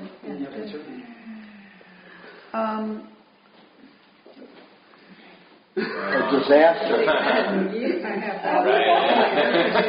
I brought in 3 or 4 appointments, and none of them could work. Oh my. So the broths, will allow you to absorb a lot of minerals from But bone not in the broth. right form. But it's going to thicken, harden tissue. Right. Not to help, clean lactic acid out of the body, not to help neutralize anything in the blood or over acidity. Is there a way to soak bones in warm water with some kind of maybe apple cider vinegar that would actually pull out some kind of nutrients that would be... Might take months. Okay. To get a balance out of it. You could just let it sit. I mean, it's kind of like a high meat. You would just let it sit? No. Would that... No? It just hardens. dehydrates and becomes. But in a liquid or like. Yeah, in a liquid. Yeah. Steep it. Okay. Yeah, for months. That's good. In the sun. And I would probably put, if you've got a cup of water, I'd put 4 drops of apple cider vinegar in it. In what? In the bone marrow? I just said, if you've got 8 ounces of water, you put 4 drops of raw apple cider vinegar into the water, and then you put the bones in that to let it sit for a few months. And then you're going to get some of that out. You've never tried that. You were saying that. Well, it was so much time consuming and a hassle, and I kept checking and checking. You did actually do that? Oh, I tried it. I've experimented with it. Yeah, it sounds like it. Probably the thing that worked the best was I took fresh bone and I had a good stainless steel hard grater and I shaved the bone. Right. And then let that soak for a week in some raw apple cider vinegar and drank that. And I could tell the difference. You wouldn't be getting the sharp part of that? Sure, but you get it, if you've got enough mucus, You'd be okay. Yeah, you'll be fine. Just break it down anyway in your stomach. Yeah, the hydrochloric acid will break down bone. Yeah. If it's shaved and thin like that. Right. Of course, if it's soaked in the vinegar water, it's softer. Oh, that's true. Yeah, it is. Yeah. Softer. So 4 months you did it for that, huh? That was the longest in experimenting with hard, solid bone. But the graded, the longest I ever waited was probably 2.5 weeks. Okay. You leave it outside in a jar? Yeah. Seal lid? I did it sealed and unsealed. It didn't seem to make a difference. So you just grate the bone? Grated the bone. How much did you grate down? Well, I graded down a lot, just because I put in different jars and experiment with different ways. I did it with lemon juice, and lemon juice helps fermentations, and it helps bacterial breakdown and fermentation, but it doesn't work with bone very well. So, what will that do for you? Aajonus, are you saying that Minerals. Bone marrow, raw bone marrow, is as effective at what Steve is saying? No. We're talking about minerals. Okay, so you're talking about minerals coming from bone? Where's my bag? Yeah. Yes, minerals from the bone. You're not talking about bone marrow? No. Just the minerals from the bone? Mm-hmm. And because which particular minerals are you talking about? All of them. Yeah. All of them. I'm just saying that, a bone has so much that you really can't extract in any other way, it seems, but heating, but I guess you could from putting in something acidic, I guess, or shaving it and putting it in something so acidic. So are you saying that if you have if you're cooking bone... That's what I was saying that in the beginning, that it seems like that's the only way to extract those. So you're saying if you're cooking bone in water, that it actually extracts the minerals? Yes, it does. It breaks them down, and they don't bind together anymore. It destroys the ion attraction and magnetic sealing of it, so then they'll fragment just like any cooked food does.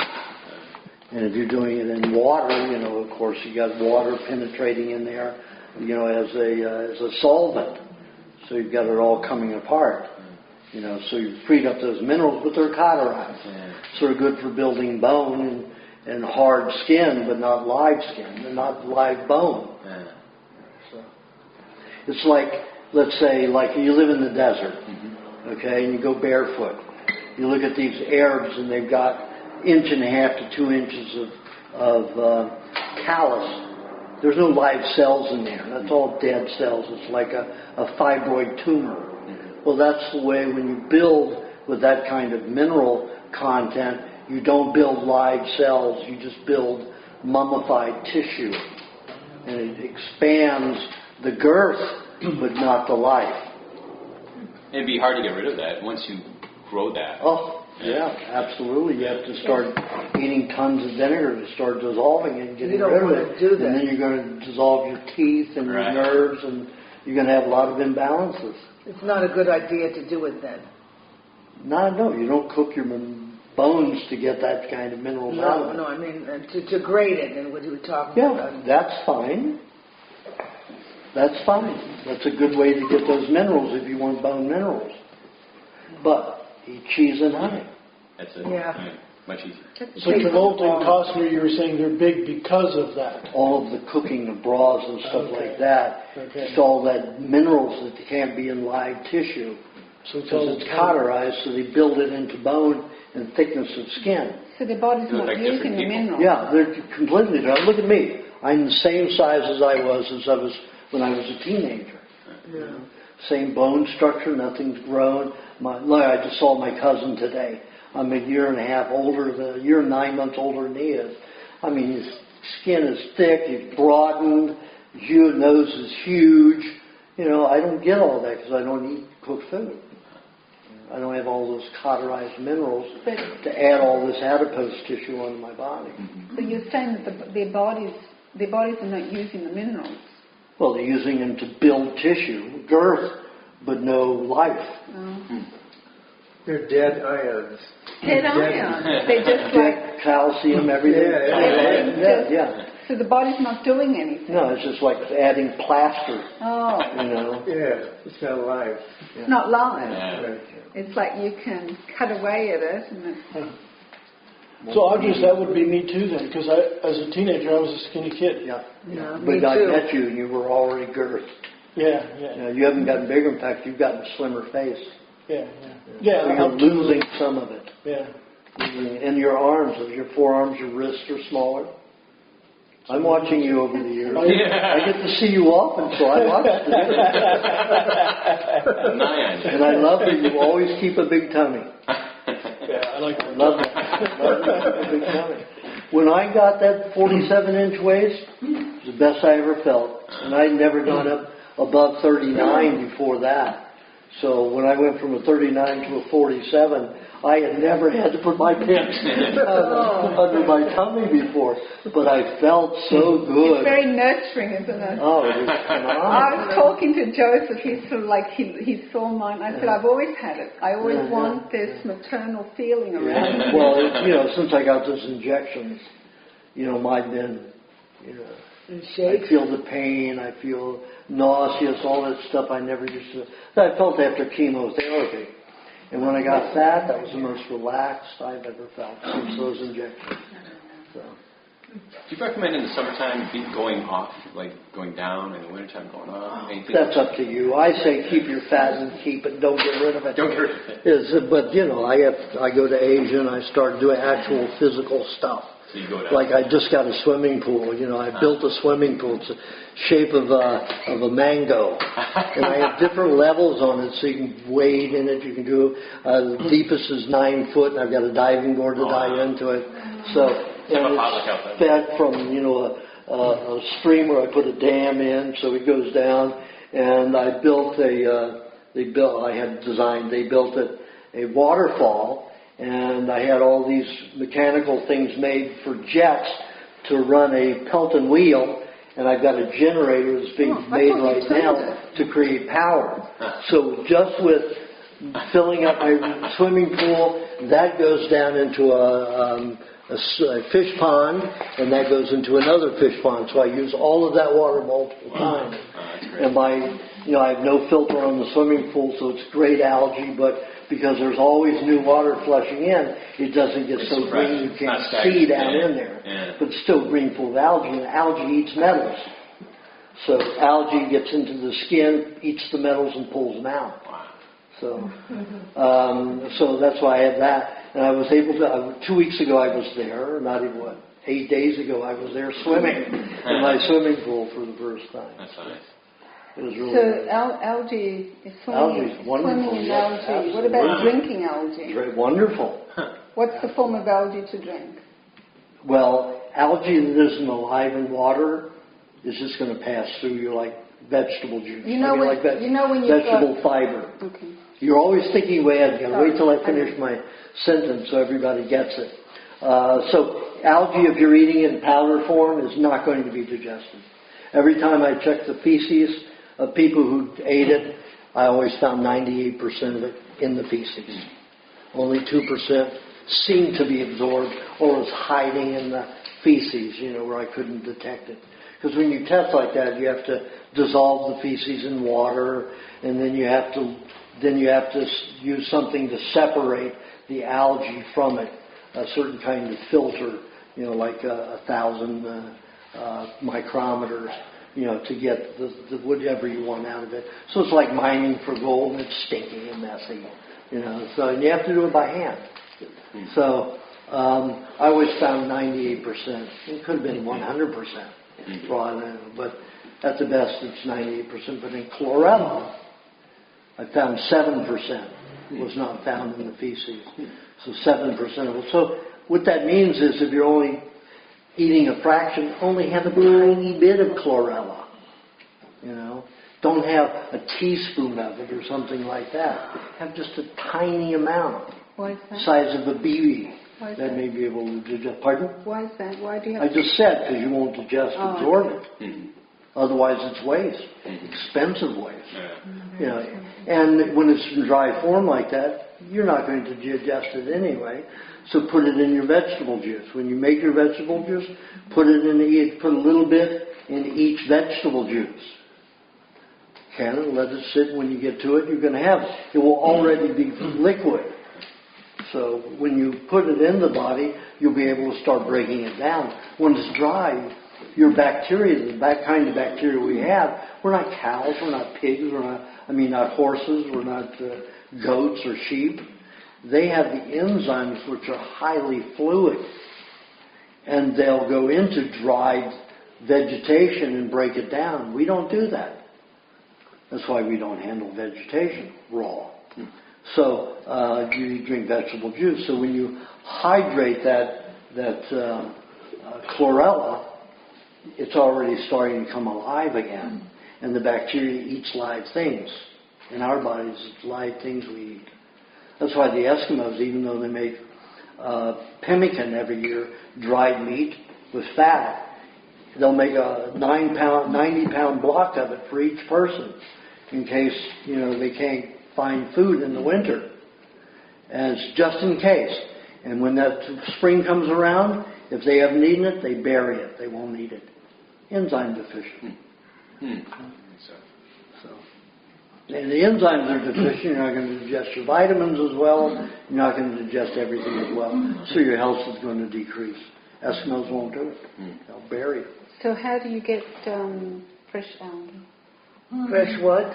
You have to get chlorella. Well, you just have to find a pond. You can do it right in your yard. Don't put it where the chemtrails can, dump into it.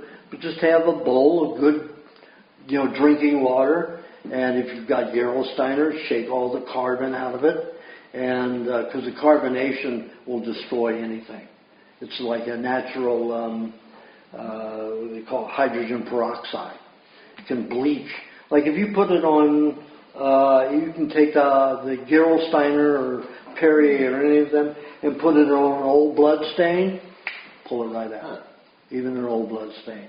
But if you leave it on, it'll also start taking the dye out of your clothes or your furniture, wherever it is. It's a natural form of hydrogen peroxide. So if you use that, it won't let the algae grow. So just let some water sit and just let it start. You can take a little bit of vegetable juice, put a few drops in it. That'll help. Could I put it under an umbrella? That would help. Just remember, algae eats rock. So you have to put rocks in with the water, or you have to make some kind of a clay vessel where algae can eat away at the metal. You don't want any glaze on it. So if you have glass... concrete, you can use a concrete that doesn't have excessive lye in it. What about just a glass of water? That will never turn algaeic. So what kind algae eats rock. Okay, so what kind of container? What kind of a rock do you have to buy? Clay, concrete, porcelain. But if it's porcelain, it can't be glazed, fired. Any of those. But you're not going to get as much algae growing in porcelain because there's not a lot of metals in it. I ordered the chlorella from out of state. It's not good. But what does it say to do with it? Out of state, they sell. What did I just say to do with the chlorella that's dried? Oh. Put it in your vegetable juice. That's what I do. Just a pinch. And Yeah. you let it sit there. Half a teaspoon. That's too much. You'll never digest that much. Well, then how much? Maybe an eighth of a teaspoon per 8 ounces of vegetable juice. Eighth of a teaspoon, and you just stir it in and you drink it the next day? Or days later. How long? When you make vegetable juice, for how many days do you make? 3 days. Okay. Some of them will be 3 days old. You only put it in one then? No, you can put it in all of them, but you're just putting a small amount. And then you mix it in? Correct. Can I get a clarification on something you No. said earlier? You said better to put on weight and hold it. What about the weight loss thing? Let your body go into a flu or a cold and lose it. Don't go on the weight loss, you're saying? Well, I don't mind you because you just have so many vaccines, so much medication injected into you. Probably the most I've ever seen besides military people. Really. Your mother really did a job on you. Is that like more than 20 vaccines? She didn't do it on me. I did it on myself Oh, when you I did had it on yourself? different vaccines for flu or anything. Yeah. Yeah, or anything. When Flu you shot. say a lot, you say like more Your mother didn't vaccinate you when you were a child? You're in California? Yeah, I had to go for school. I took the polio vaccine, the polio sugar cube. Yeah, the polio cube. Yeah, but that was a cube. I'm talking about injections. If you're in California, at your age, you had to have at least 18 vaccines. Now it's 58, 48. So you're saying when a person's vaccinated 20 times or more, it's good to put on weight and reduce, put on weight and reduce. Yeah. Put on weight and reduce. And the rest of us? Force reduction. I didn't quite understand what you meant about the rest of us. Better just to wait. Better first. just keep the weight on and go into a cold or a flu to take it off. Oh, because I don't take off weight when I go to a cold or flu. I don't think I do. You don't? Maybe I just didn't know. Weigh yourself. Yeah. When you start a flu, weigh yourself at the beginning and weigh yourself at the end. Probably lose about 4 pounds. 2 to 4 So pounds. forget about doing the weight loss? Because I've been doing about, I was going to do it again this winter. Weight loss in the winter? Oh, no. No, you weight loss in the summer. That's right. You need too many nutrients in the winter. That's not a good time to lose. The reason I do it in the winter is because in the summer, it's so hot, I'm so thirsty, I just drink tons of milk and I can't lose any weight. Oh, I see. So That's because you gulp. Yeah, You get a straw, a glass straw, and you suck it through. You're going to find you drink less, you're going to feel better, and you're not going to get thirsty. When 80% of the water is leaving your milk and going to your kidney and not getting to your cells, you're dehydrating. You've got all this incredible amount. It's like eating cheese. It's going to dehydrate you. You've got all this minerals and all these nutrients to get to the cells, and they need to go on a vehicle of water to do that.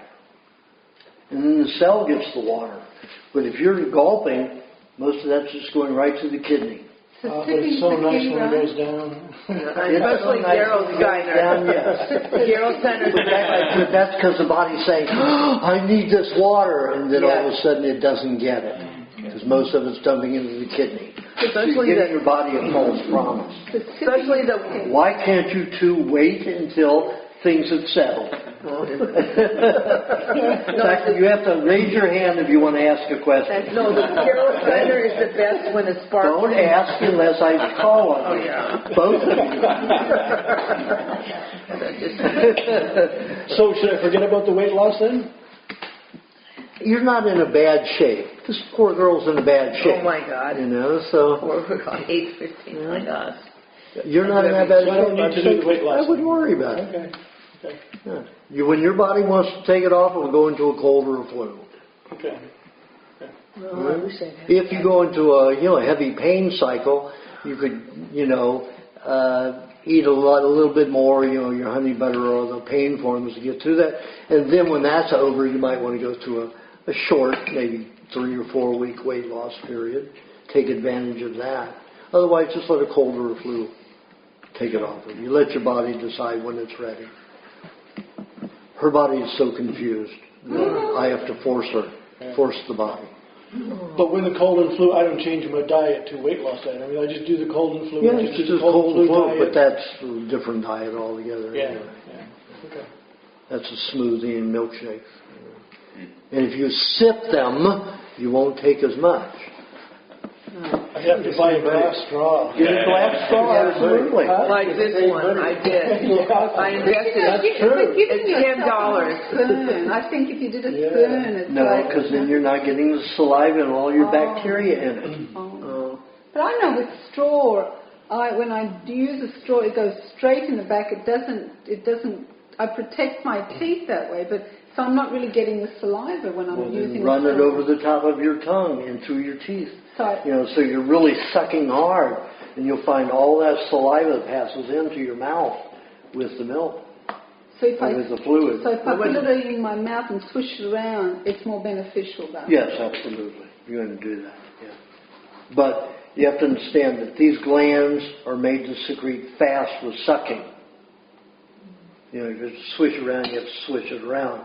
But if you're sucking, it pours out. If you suck. It pours out. So you don't have to swish it around in your mouth a long time. How do you can instantly swallow. How do you suck on it? You take the straw, you put your tongue in the center? No, you put it on. What? Give me the straw. Okay. I don't worry about bacteria, Suck it out the bottom so you don't drip it all in. All right, yeah. Okay. Sure. Okay, I will put the straw on my tongue. Oh, on the tip of your tongue. And then I suck it off the top. And when you've got a narrow passage like that, boy, that's a big straw. That's for sucking soups. Oh, I've got different size of narrow. Oh, show what you do again. You said you suck it off the top? Oh, okay. And then put your lips on it. Exactly like that? Well, not with my tongue out of my mouth. Like in there, like this. And that cuts off the amount of. I should get a narrower straw. Like I say, mine are half this wide. I should get a narrower straw. Yeah, half of this. Half the whole. Why? Isn't that a good one? Well, you're going to really be. You're not going to. There doesn't take anything to suck out of there. Oh. There's no strain on the glands to cause much out. It doesn't come up. Nothing. It just. Okay, then put it in front of your teeth and suck it through your teeth. Oh, I see. See? Oh. Put it in front of your teeth and suck through your teeth. But you want some air to go through the side, like you were showing? I didn't understand that. No, it's just that you want to suck. The power of sucking. If I do that, that would be good. Yeah. Okay. If you sucked your finger, would those enzymes come down? Not the same, because when the fluids hit the tongue, the whole body reacts. Stop. Your word stop. But when you're sucking it through your teeth onto your tongue, it's going to be the same way. See the way she's doing it now. See. And if I had a big straw like that, my tongue would be in front of my teeth, and I'd be sucking very hard, so it would stream through my teeth and have to stream over my tongue. When you see me drink this, you never see me do anything other than suck. I go like this. I'm sucking over my tongue. I've got my teeth and everything, lips and everything hard together, so I'm getting barely a stream. I had no more than a tablespoon just then. I suck. Aajonus sucks. Yeah. Workshop. Do you have a question? Okay, so basically I've been working on my health all of my life, and just recently, it's like I also teach body meditation. I do a lot of body meditation. That's how I got my health back from being dead for a year and a half in 1995, just short of organ failure. So I built my body back slowly, but none of the things that were advised to me worked. So I basically got through meditation. But as my energy is coming in, is getting stronger and stronger, I'm getting jittery, and it was like. So I started looking around for doctors again, and all the ideas that were given to me, I'm going, wow, that's hard to do. So then I come up with, don't eat sugar, don't eat fat, don't do this, don't do that. By the time you get through, and with all the food allergies, it's like, okay, might as well go back to meditating. So anyway, I got your book about 2 days ago. I won't go into how I got it, but I got it. So I tried I'm not supposed to have honey. I'm not supposed to have anything sweet. I'm not supposed to have anything fat. So I thought, okay, well, I'm going to try this in meditation. I'm going to try the unheated honey and the raw butter, all of which I had at my house because I dined for those things, right? So I made that mixture, and every half hour I would try it. So you're talking about somebody in a coma. I don't know who she's My son. Yeah, and so I tried it, and I went, this feels kind of sore the first time because I had this esophageal thing. And then by the second or third time, I thought, no, this feels kind of good. And so I meditated for maybe 3 or 4 hours, and at the end I thought, no, this is working. This is okay for me. I went, wow, I can have some fat and sugar. This is like the most thrilling thing I can have. Yeah, but the unheated honey is not sugar. I know. It's sweet. Yes, I can sweet. have something sweet. Yes, you can have something sweet. So then I tried the egg. Well, I'm allergic to eggs. I tried the egg. Tomatoes, that's the trouble with being so educated, in quotes, so tomatoes aren't good for AIDS. They're supposed to be lectins that aren't good for you. And I thought, well, I have the tomatoes, I have the eggs, I have everything here. Let me try this one. So I tried it, and of course I don't have the exact, maybe, ingredients right. But that felt kind of good too. Maybe a little too. Then my boyfriend said that's way too rich. And I thought, it feels good. So I put it down, and it didn't feel quite as good. I mean, I put a little more tomato and a little less this, a little less that. So I guess the way you're shaking your head, tomato's okay. It's not a lecithin for a type A. You don't feel that. Okay. So, and then allergic to eggs, that whole thing. That's cooked. Cooked eggs, right. So that's about that was my question, though, is in that discussion right there about the tomatoes. That's all I know, really, is that. But the jitteriness, that's been going on really forever. And I think it's because when I was very young, I had the world's worst acne. Don't know why, but they then X-rayed the face for that, and then they don't put anything over your throat. So then you have your thyroid flash to control. And so I don't know if every time I do something good, I get jittery because there's something so unresolved, or what you're talking about, toxicity. You're way off balance. So I can look at your hands and your skin. You're a high adrenaline, estrogen, and testosterone individual. You create a lot of hormones for physical activity. If you don't utilize that physical activity and physical expression, you're going to have to put it out in emotional expression. You will be jittery. So when you get on this diet, you get the raw cream, and the nerves start settling down, and you exercise enough, you won't be jittery anymore. You don't mean like Qigong, Tai Chi, that kind of exercise? Any kind of exercise you enjoy. Dancing, singing. Singing is the most strenuous. Do you know how you get in these blockades where there's really not a choice? Like I have one hip, because I was born with 2 shallow hips. So a lot of exercise, not particularly good. So what did I just say? Singing. Oh, singing. I didn't hear that. 20 minutes of singing is an hour on a treadmill. Really? Yeah. He told me that like 3 years ago, was it? Oh, that's interesting. And the chanting is just and I used to chant for an hour a day. I used to. So I think what I'm thinking is that I'm going to get your book of recipes. I bought your DVD. I'm going to work Which DVD? The recipe or the workshop? The workshop. And then there's a recipe DVD. Oh, there's a recipe DVD too. And then I thought I'd work with it a little bit, see how I do, so I'm acquainted with it, and then you come and see you, and you can fine tune. Good. That's kind of my idea. Good idea. You're doing good. Yeah. Always explore and experiment first, and you find out the truth. Yeah. Get out of your head with that stuff. Yeah. Everything you've learned is wrong. For me, apparently. Yeah. So this testosterone, do you mind to say just a little bit more about what you just said about that? Well, certain people create a lot of hormones for physical activity, and you can tell that by the activity range. Most iridologists call them stress rings. The only stress rings that people don't exercise, don't utilize those hormones for physical activity. If you don't utilize them, spend them in physical activity, you will spend them in anxiety. That causes tics, nervousness, anxiety of all sorts. And, I can't tell without photographing your eyes, see how many activity rings you have. But I can tell by your skin, you have high activity hormones in your skin. It means your whole life. And everybody who has them, there's no change in their life. If they've been debilitated, you don't get the joy of utilizing your physical hormones for physical expression.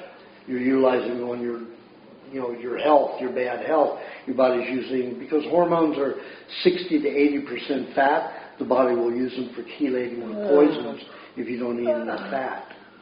Yeah, and I haven't been able to eat any fat since 1995. Basically, well, that's because you didn't have raw butter and honey, unheated honey. I had each of those things, but I had never tried them together. Together, yeah. So what about cheese? I think I can't possibly eat cheese. Absolutely, cheese and honey. Cheese and honey. It'll stabilize your nerves. You can get unsalted raw cheese. Yeah, it has to be unsalted. So I got your PDF about where you can get that. Probably Whole Foods. Yeah. No. Just have to mail away for it. No. Sometimes some stores carry, I think Organic Pastures makes a no-salt cheese, raw cheese. Hardly anymore. Most of the ones that I've seen the last couple of years is all slightly salted. No, they're not ordering it. You have to ask them to order it. Okay, well, I'll look on the PDF. Anyway, I do appreciate all the research and work that you've done. Well, thank you. Yeah. Thank you very much. And your book is a very good read. Thank you. Yeah. Do you have questions, Joe? Yeah. Thank Joe for being our host. Very nervous about it, I hear. I'm okay. Good. Now, but before you were? You're the first one to sit in that chair. Pardon? New chair, huh? You're the first one to sit in that chair. Oh, really? Nobody's ever sat in? Oh, these are new chairs. New chairs. I didn't have enough chairs, so I bought them. Well, that's cool. Thank you. He assembled these. Oh, yeah. You have IKEA? They came from IKEA, so I thought I could find a good chair. Yeah. I looked many places. I get heartburn a lot now, especially at night and in the morning. And I never used to get that, or maybe occasionally. And all of a sudden I'm getting it almost daily. I'm going to stop that. Well, you can't really. You've got acids and poisons that are dumping out from around the heart, all around the esophagus, into the esophagus. So the only thing you can do to help it move out faster is to eat milkshakes. Build lots of mucus, so it can pour out the mucus. All the time. Just make a couple of milkshakes and just all throughout the day keep sipping on it all throughout the day. Go from this to this? Might, but that's what you need. Milkshakes do. Yeah, that's how much you need to bind with those poisons. Like with these poisons, I just couldn't handle anymore, so that's why I went for 47 ways. Felt the best I felt since those injections 3 years ago. So milkshakes. Yeah, milkshake. To build the mucus, because those poisons are going through your esophagus. It's burning the esophagus lining. That's what heartburn is. So if you have mucus there to absorb it and pull it out of your esophagus, you won't have so much burn. It's when the metals, as they're passing through, get locked because you don't have enough mucus. So if I think I'm allergic to milk, you're sure raw milk is fine? Yeah.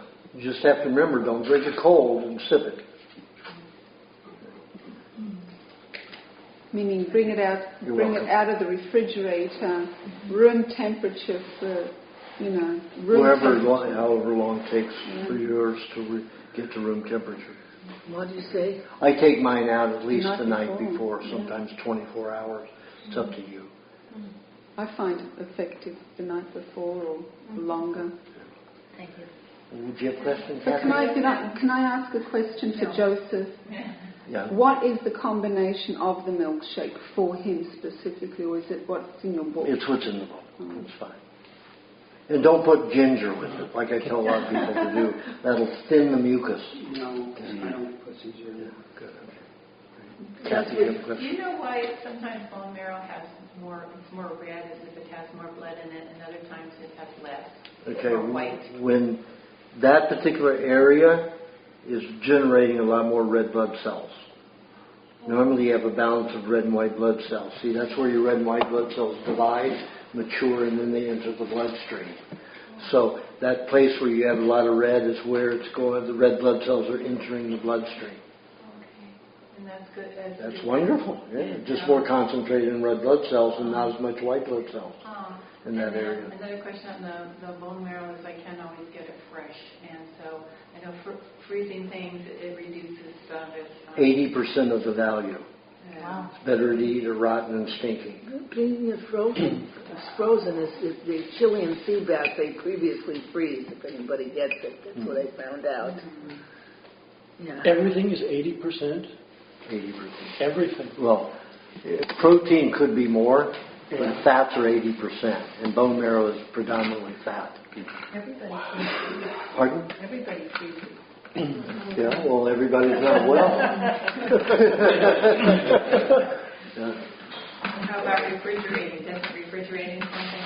It lowers the bacteria levels, considerably. That's why you leave it out.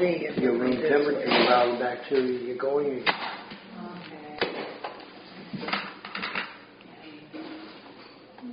Okay. And beef bone marrow, I didn't like the taste of it. It just didn't breathe me, but the lamb was breathing me for some reason. Good, you like the high lanolin. What? Phenolic acid. And the ancestors ate a lot of lamb in these, you go by this, I know. And sometimes I mix a tiny bit of honey with it, and it makes it taste so wonderful. Is that okay to put a tiny bit of honey with it? They say yes. It's risky. Oh, why is it? Because the honey will alter some of the protein, and it'll alter the stem cell effect. It'll just act like butter and honey, and it's a heck of a waste of stem cells. How about tiny little drops of lemon or lime with it? Lime, no. Lemon would probably be okay. Lime is antibacterial, antimicrobial. But it's okay to put on fish, but it's okay. No. I put a little on the Lemon incites bacterial I know, fermentation. but today's he put some lime with the lemon on the fish. It's okay. It's better you don't put lime on any kind of meat. Oh, okay. So my whole life I've suffered with constipation and digestion issues, and so it's better eating a lot of butter and being on the raw primal diet. But there's still sometimes that I don't know if I'm bringing in really enough food. If I drink a lot of milkshakes every day. Slowly. Not really. It's going to dehydrate. Oh, okay. So it's going to urinate out of you. The way you can tell, if you're drinking a quart of water a day, you should be only urinating a cup. So if you collect your urine for the day and how much fluid, if it's not 1/4 of what you've consumed, you're chugging your fluids. You should be absorbing and utilizing, perspiring 3/4 of what you're eating, 75%, and only urinating 1/4, 25%. Only a quarter of a cup? No. Well, if you're eating a cup, then you should only urinate a quarter of the cup. Otherwise, you're drinking your fluids too fast, and that will cause dehydration. And that causes constipation? Yeah, absolutely. I think sometimes maybe there's a blockage, because when I do go to the bathroom, it's like it tried to squeeze through, and it's just a thin thing. It's not like, I don't know if there's a blockage in it. No, that's not a blockage. What texture is it? Soft. You're not constipated. Your body's just robbing everything out of it it can. So what about, I've had the same issue, but found that eating an avocado in the evening, so it was like... Well, avocado is very difficult to digest, so you're going to throw a lot of it on. 50% is just going to go out the feces. Avocado's not good, you said? No, I say it's good, but half of it you're going to you're just going to pass out with the feces. But at least it helps with going to the bathroom. Yeah, right, definitely. So it's the idea for that. No, I wouldn't suggest that for her. Oh, you wouldn't? No, she doesn't have the dryness you have. Oh, okay. Very big difference. The mercury I formula. prefer anybody don't give suggestions when I'm giving suggestions because you're just going to confuse people. Okay. So what would be the difference, and what would she do that would be different? Well, I just told her she needs to sip things rather than gulping. Yeah. And that'll help a lot. If your fecal matter were coming out very hard and then soft, that means that your colon is starved for fats, fresh fats. So you could just inject some raw cream or coconut cream and butter, into your rectal area and let it all absorb in there so you get the fresh fats. Like an enema? Yeah, like a suppository. Oh. You just take like 3 tablespoons of butter, 3 tablespoons of cream, 3 of coconut cream, quarter teaspoon of honey, put it in a 4-ounce jelly jar, shake it, put it in a bowl of hot water, not hot enough to burn your hand. I'm going to belch a lot because I mixed a lot of different foods. Only time I had that problem. But it was so tasty. But this is one that I didn't have a lot of spicy stuff, so I won't be passing wind for 2 days, which I usually do. At least I won't have that. I'm belching it this time. You put it in a bowl of hot water, not hot enough to burn your hands, for about 5-6 seconds. That's long enough. It doesn't burn your hand, but makes it a little uncomfortable. It's that hot. It's perfect. And after about 4 minutes, you take a bulb syringe. If you've got an 8-ounce syringe, you've got 4.5 ounces of fluid. You want to squeeze it all out. You want to suck it up and let it out only till you have all the fluid in there. Don't open up because then you're going to put a lot of air in you. Oh, okay. And that can be painful. So you just open it up till you have enough of all of the ingredients in there, and then you get all bark like a dog, squirt it in yourself, and then just when you're down, get down, and I'll put it out here so everyone can see. So you get on all fours. You can do it this way or this way, depending when you like. After it's in there, and you go down on your face like this, on your hands on your face, and go over your stomach like a belly to get it to move up the descending colon. And then lie on your right. Do that for about 4 minutes. You don't have to do it fast or hard, just rhythmically. And then go on your right side, lift your left leg, and go over your stomach again. Okay. And that'll get it to move over the transverse colon and down the ascending colon. Just 4 minutes on each side. So it's 4-4-4. 4 minutes in the hot water, 4 minutes rolling your stomach, while you're down on your face and your buttocks up in the air, and then 4 on the right side with your left leg up. Okay. It's a 4-ounce jelly jar, so it's 4-4-4-4. And that'll also, when a person does that, a lot of people are in high anxiety and have depression. That relieves the depression like that for sometimes weeks and months. Because the nervous system isn't getting... See, the colon digests everything that goes to the nervous system and brain. So if that doesn't get the fats, if your upper intestines, your small intestines, absorb everything, your brain and nervous system don't get much down in the colon. So when you feed it directly, the brain and nervous system get it all that fresh stuff. So it changes. I mean, you can take a person who's depressed, give them the high meat, they'll be silly and happy for a day, maybe 2 days, maybe a week, but they'll still go back into depression faster. When you put the cream or the fats, especially the dairy cream, into the colon, you've got enough nutrients there for maybe 2 weeks, 3 weeks, 1 month. I Feed the nervous system. That the mercury formula just gives you don't get even constipation because of the pineapple. Pineapple is a good binding. It depends upon the individual. Oh, I was going to say to Like me. I said, I asked everybody not to give their advice and opinion. No, I just wanted to know if it's something that's good that has the pineapple. Somehow it works for the stomach line. For some people it does. Yeah. For some people it helps them have movements. You have to experiment and see what things do for you. And if it's consistent and when it works. Okay? Yes, thank you. Do you have a question? I do. So sort of two things. One, that I've been experiencing the heart fibrillations and sort of the achy joints, and I don't know if that's part of my RA. And then I wanted to ask you about what quantity of fat should I be eating of each kind of, how much coconut cream, how much milk, how much of the different things should I be eating daily? Because maybe I feel like I'm eating a lot of fat, but maybe I should be eating more.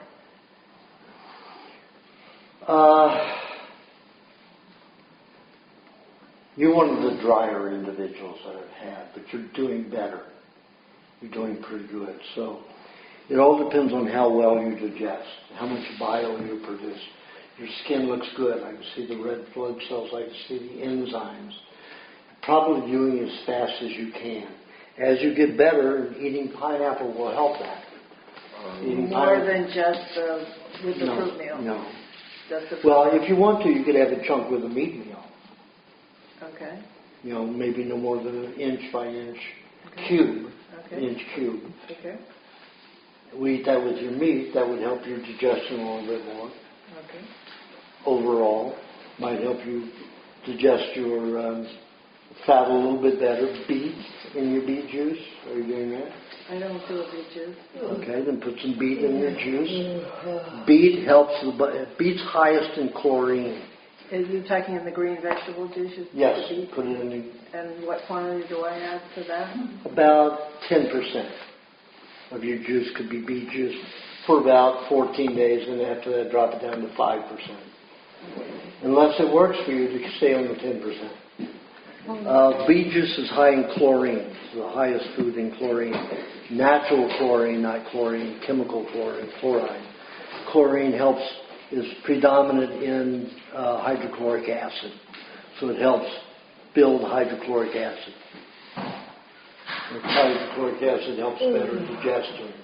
Also helps the liver make better bile. The pineapple does that too. Okay, so in terms of the quantities... Pineapple helps both too. Beets and pineapple help digestion both in the liver and with the hydrochloric acid in the stomach. Okay, so if I'm adding 10% of the beet to the juice mixture, what am I taking away? Less celery, less... A little of everything. Okay. Okay, so then in terms of the quantity of fat, so like that I should be eating daily for either drinking milk, coconut cream, butter, dairy cream, cheese, avocado. I would say you're doing pretty well. You might have, are you nervous or anxiety or depressed at all? No. I'd say you've got a good balance. Okay. If you want more fat, just push everything equally. Okay. And what about the achy with my joints? Is that just sort of comes and goes? I mean, it's... Well, that's when you have poisons. Look how gray your skin is. So you're throwing out poisons out the joints. So the sport formula, you just sip on that throughout the day. That's going to help neutralize those poisons coming out the joints. Okay, and that also in addition to the bath, or those two separate things? No, bath helps get rid of that stuff faster out the skin, so it doesn't hang up in the joints, it doesn't hang up in the skin. Okay. Thank you. You're welcome. Time is it? I turned off my phone. Anybody know what 16:43. It's what? 16:43. 4:43. 4:43. Okay. Let's go around quickly. I got one question. Okay. I didn't have a Oh, question. that's right. You didn't. Milk. Mm-hmm. It builds. One of the things it's doing is building mucus. Only when it's involved in a milkshake. When you have milk with egg and extra cream and honey, you're going to build a lot of mucus. And if you have it by itself, what does it do? It's just going to take care of everything evenly. Okay, so as a milkshake with cream, egg, and honey.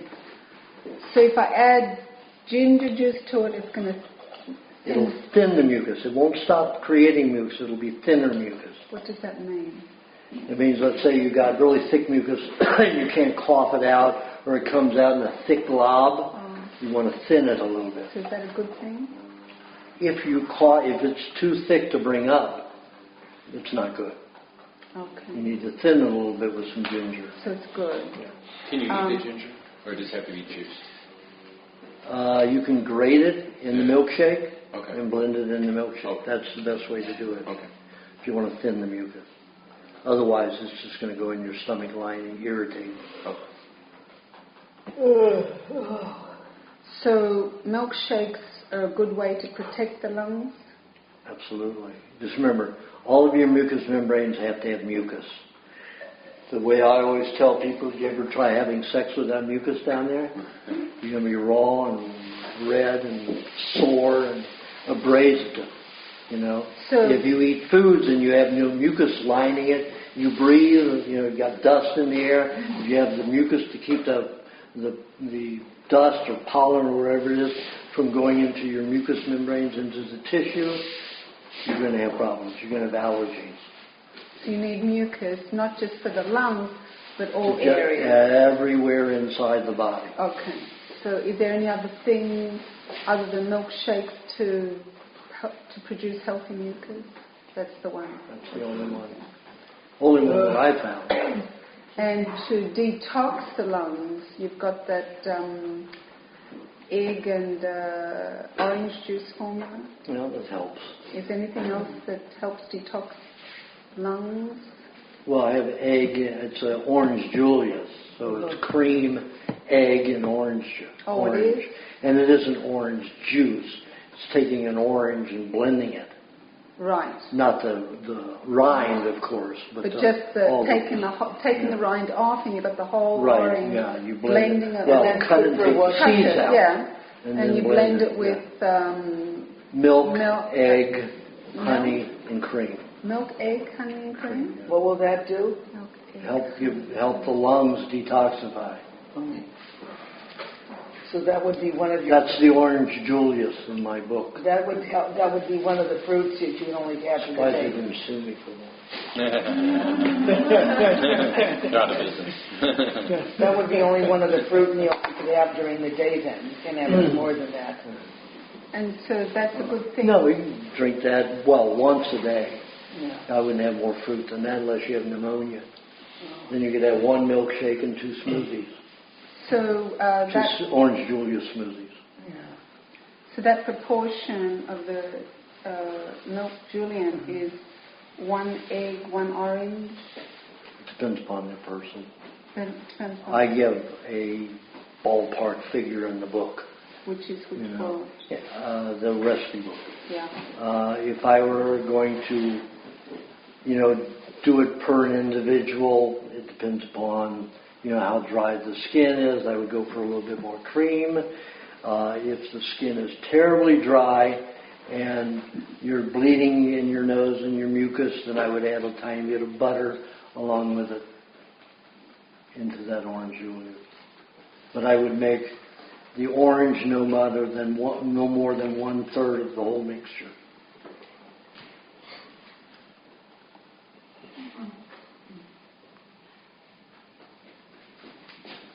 So let's try to go around real fast. Simple question.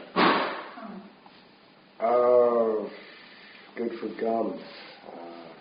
Cheese and honey. Well, I have a real problem with cheese, but it's very constipating for me, any cheese. Yeah. I used to drink whey, and I stopped doing that because of that it's so constipating. Yeah.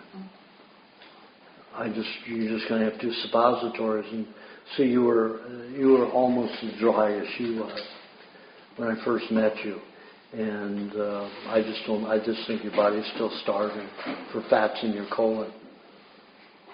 So suppository, I think, is the only way you're going to do it. And if you've done the suppository and the mixture of cream, butter, and coconut cream doesn't work for you, get rid of the coconut cream and just use more of the dairy cream and the normal amount of butter. So use 3 tablespoons of dairy cream and 3 tablespoons of butter and that 1/4 teaspoon of honey. Leave out the coconut cream.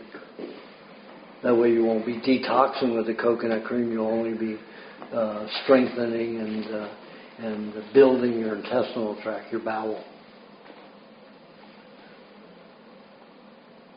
If you get constipated and you don't have a block in your intestines, if you don't have severe pain along with it, you don't have a blockage. That means you don't have a collapsed colon. That means your body's just absorbing so much of everything that you eat. It's not getting enough fats in the colon to be satisfied, so it's just holding on your feces too long, pulling out everything. And if you have a bowel movement every 24 hours and it's getting that dry, that's a sign that you've got good digestion, just not enough proper kind of fats in your colon. So try that for this next time till I come back in July and let me know how it goes.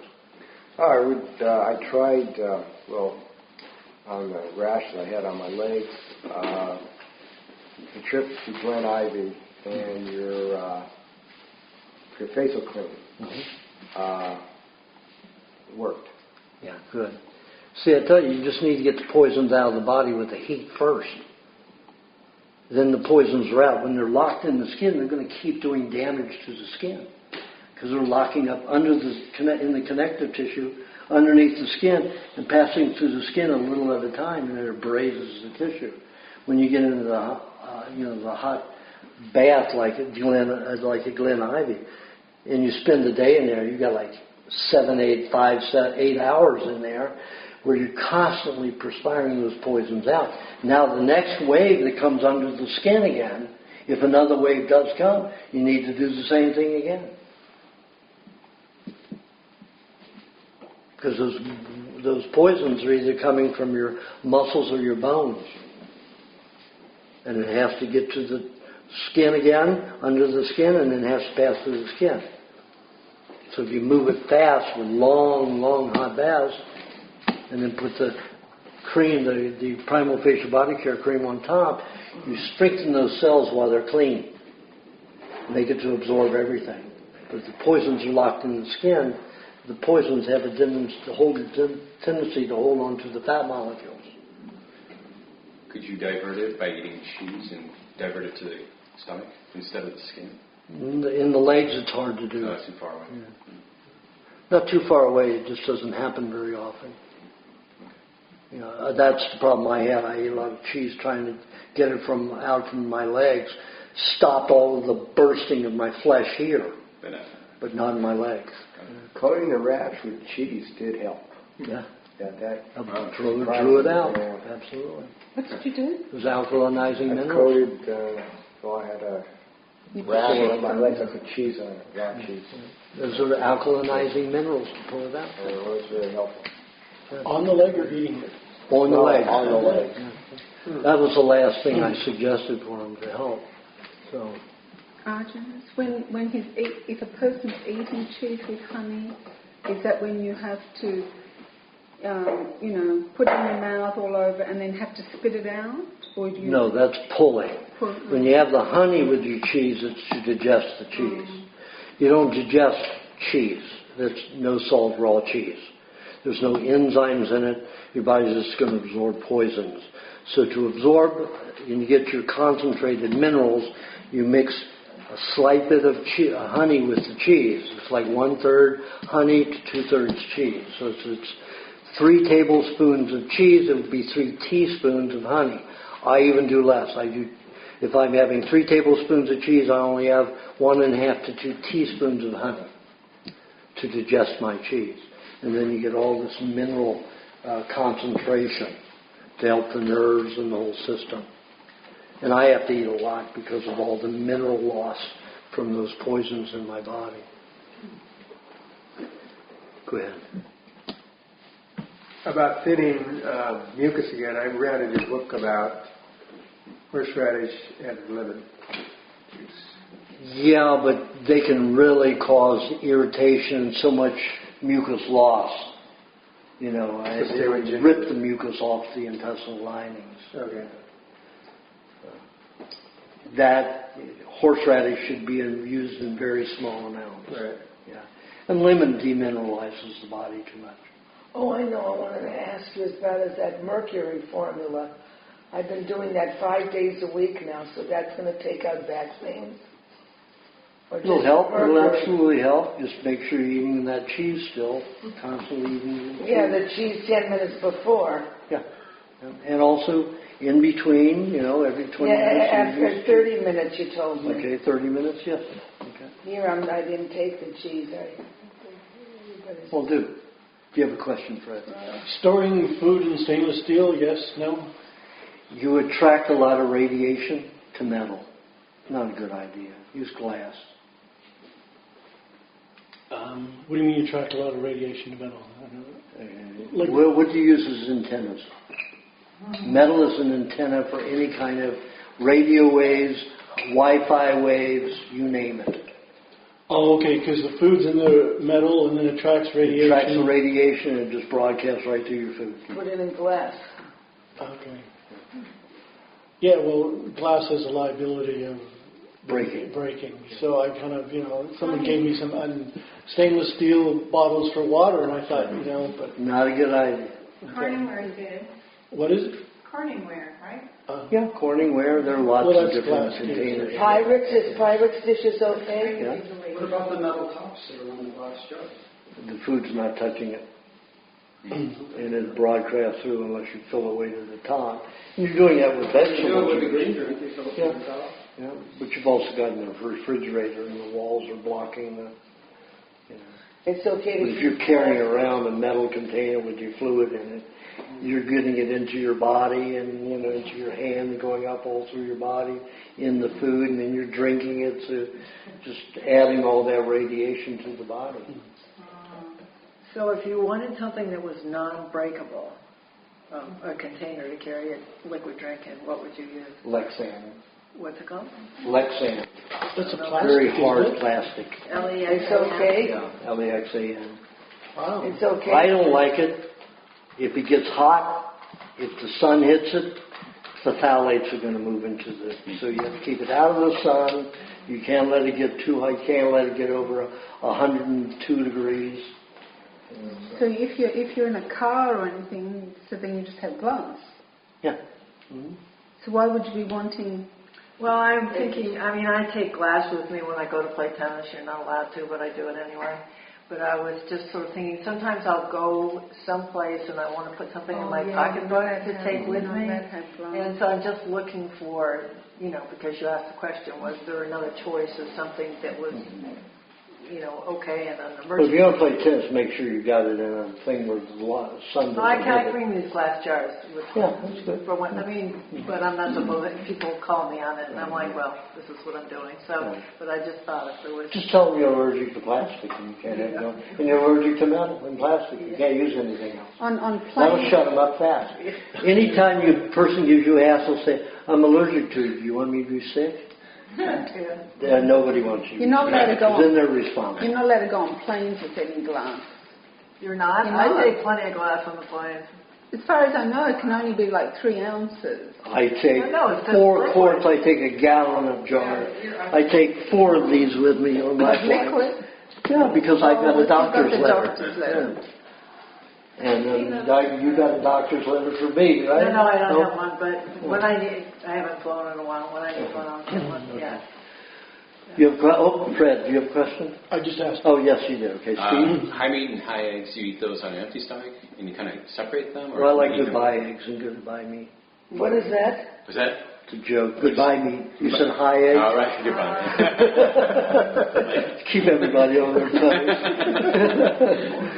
No, what did you ask about that? So should it be separated from every other thing that you eat, or like on an empty stomach and nothing eaten afterwards, or you can eat it with a regular meat meal, or you can eat it with a regular. So you can combine it. It's no. You make your own high eggs. Yeah, he showed us how to do it a couple of hours ago. Just tap it and put it out. I tried it.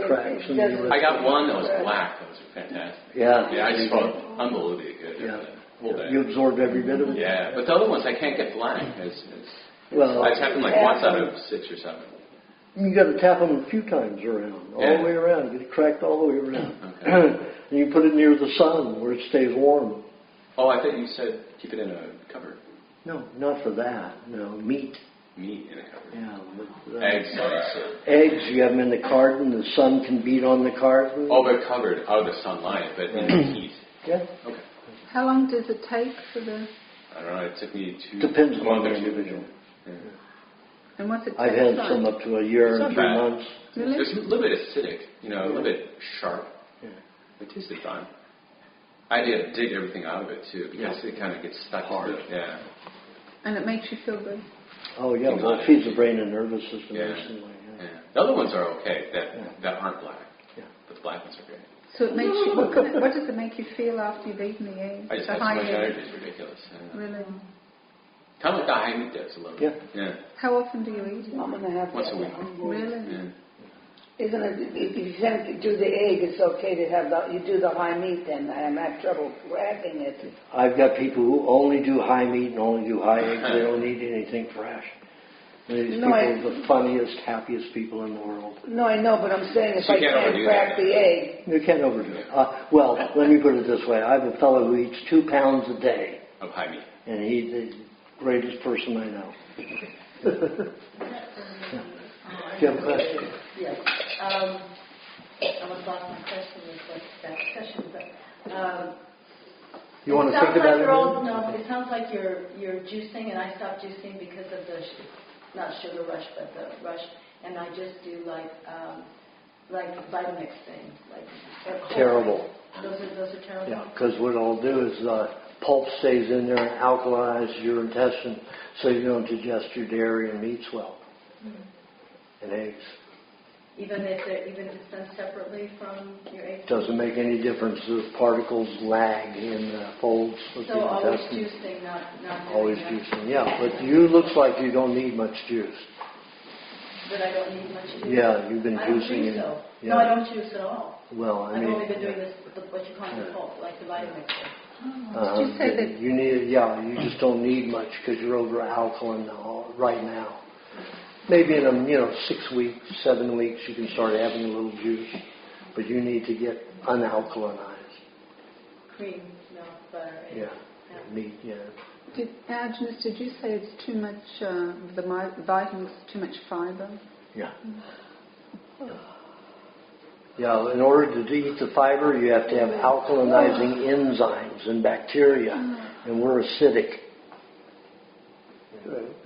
So everything that's acidic you're not going to digest properly if your body's gone to the point of making enzymes and digestive juices for alkalized material. You're between a rock and a hard place, and you're not going to digest either very well. Has your eating schedule changed anything from what it's in, from what it's in the book?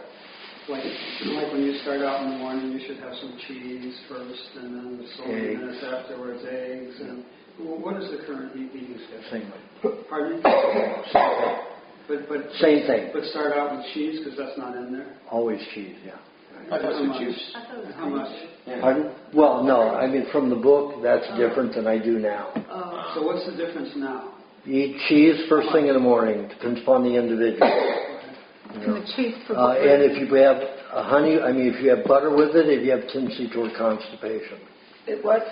It takes what? I said if you have a tendency toward constipation, you have butter with it. So some people, it depends upon the individual.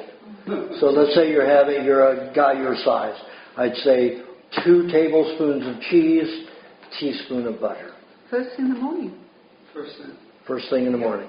Next after that, to get the brain going, so you don't have a lot of sugar in your nervous system, so the brain functions and focuses properly, you eat eggs, 2 to 3 eggs. For your size, I'd say no, you have 5 to 10 minutes apart. Between So for my size, it would be 2 or 8? about 2, 3. 3 would be better. And 5 minutes apart? 5 to 10 minutes apart. And then go into the regular schedule? Then go into your regular schedule. What about egg? And then in between, while you're throughout the day between the meat meal and your fruit meal, you're sipping on the milk and sport formula and eating cheese periodically to absorb the poisons all day long. So the cheese is added and the sport formula is added. Early in the morning, why do you have the cheese again? To absorb all the poisons that are dumped into the stomach and intestines. And what quantity of that?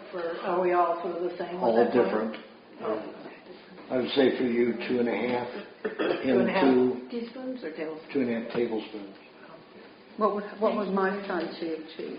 Well, and also look at your toxicity. It's like 2.5. You told me only 1 tablespoon of cheese, I remember. That's different for you. I need your brain working faster. Thank you so much. You're very My welcome. family in town. Okay.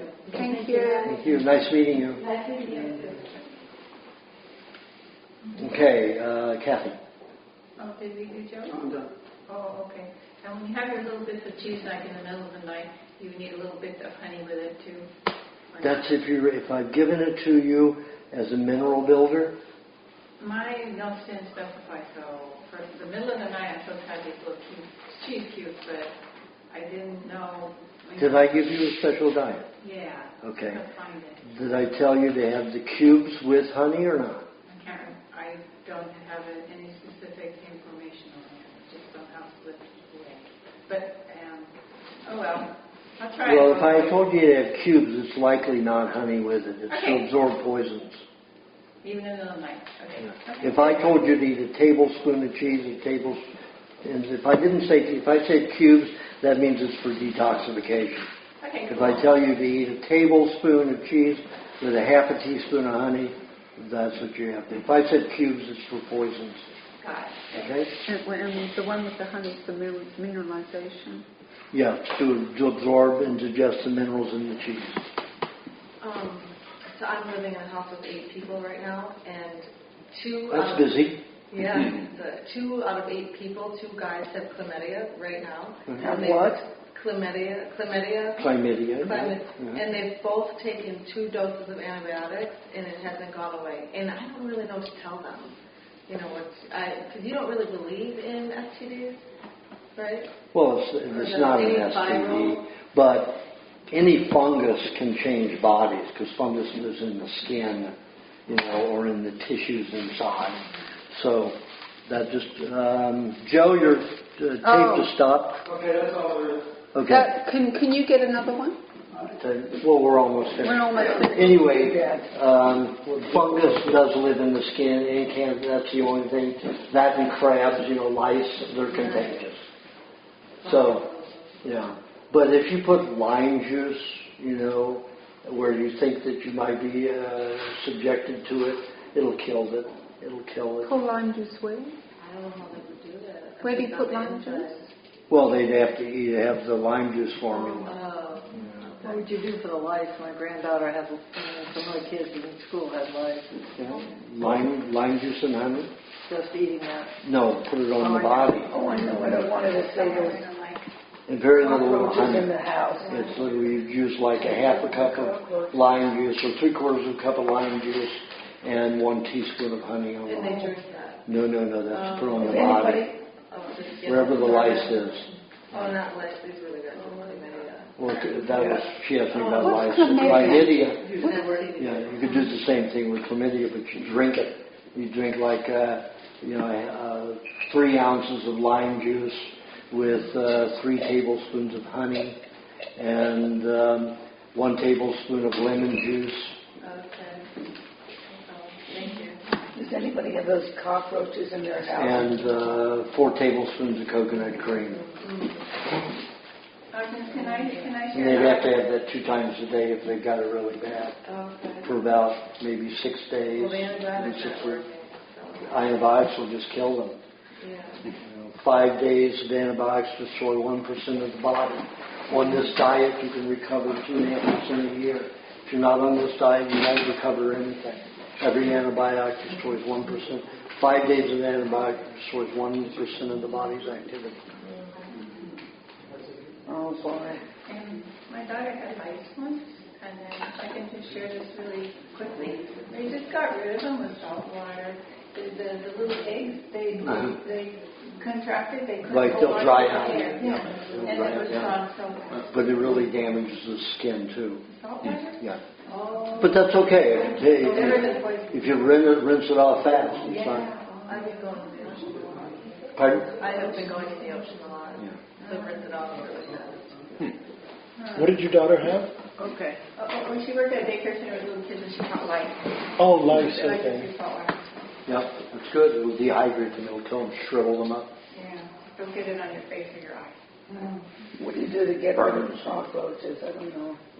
Okay, that's it. Everybody's asked. No, I didn't ask. Yes, you did. No, You jumped ahead of her. Well, after no, she she asked. mentioned lice, and so I piggybacked on it because she was talking about it. So my question is about the skin formula.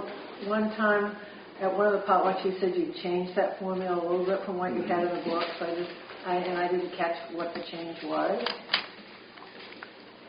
The skin formula? Yeah, the skin formula. The primal skin The formula? primal facial body care cream is the same. It is the same. Okay.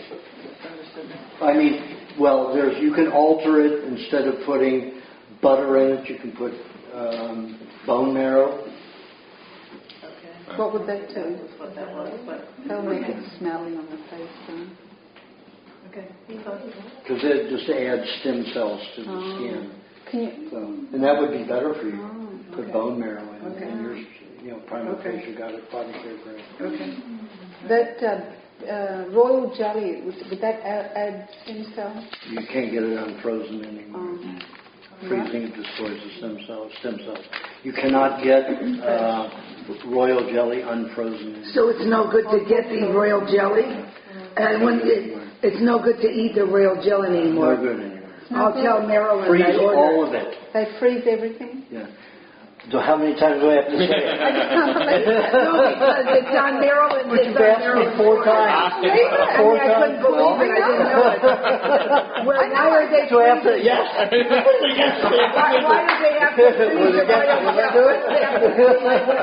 They freeze it! Oh my God, why do they have to freeze it? Don't ask me, ask them. Can we make them stop to freeze it? Can we have a petition? I just go to the beekeeper and say, I will buy it unless you stop freezing it. Where do I get in touch with him? With the beekeeper? I have to tell Marilyn. Cancel the order. I'm going to cancel. I'm not paying their $23 anymore. Tell her you don't want it if it's ever been frozen. Yes. I don't want to eat what's happening. Stand up for your rights. I sure damn will. If I have to scream it out, I'll push it out. Exactly. Good. I'm not going to buy your product until you stop freezing. I think you're eating too much something acidic. Because I can see your skin's all sore. Yeah, I'm so thirsty, aren't you? Something in that pot like that. Well, eat more cheese and honey if you're going to do it. Do what? Yeah. If you're going to eat lemon and this, you're going to eat a lot of cheese and honey. Don't buy one of these. Buy one of these.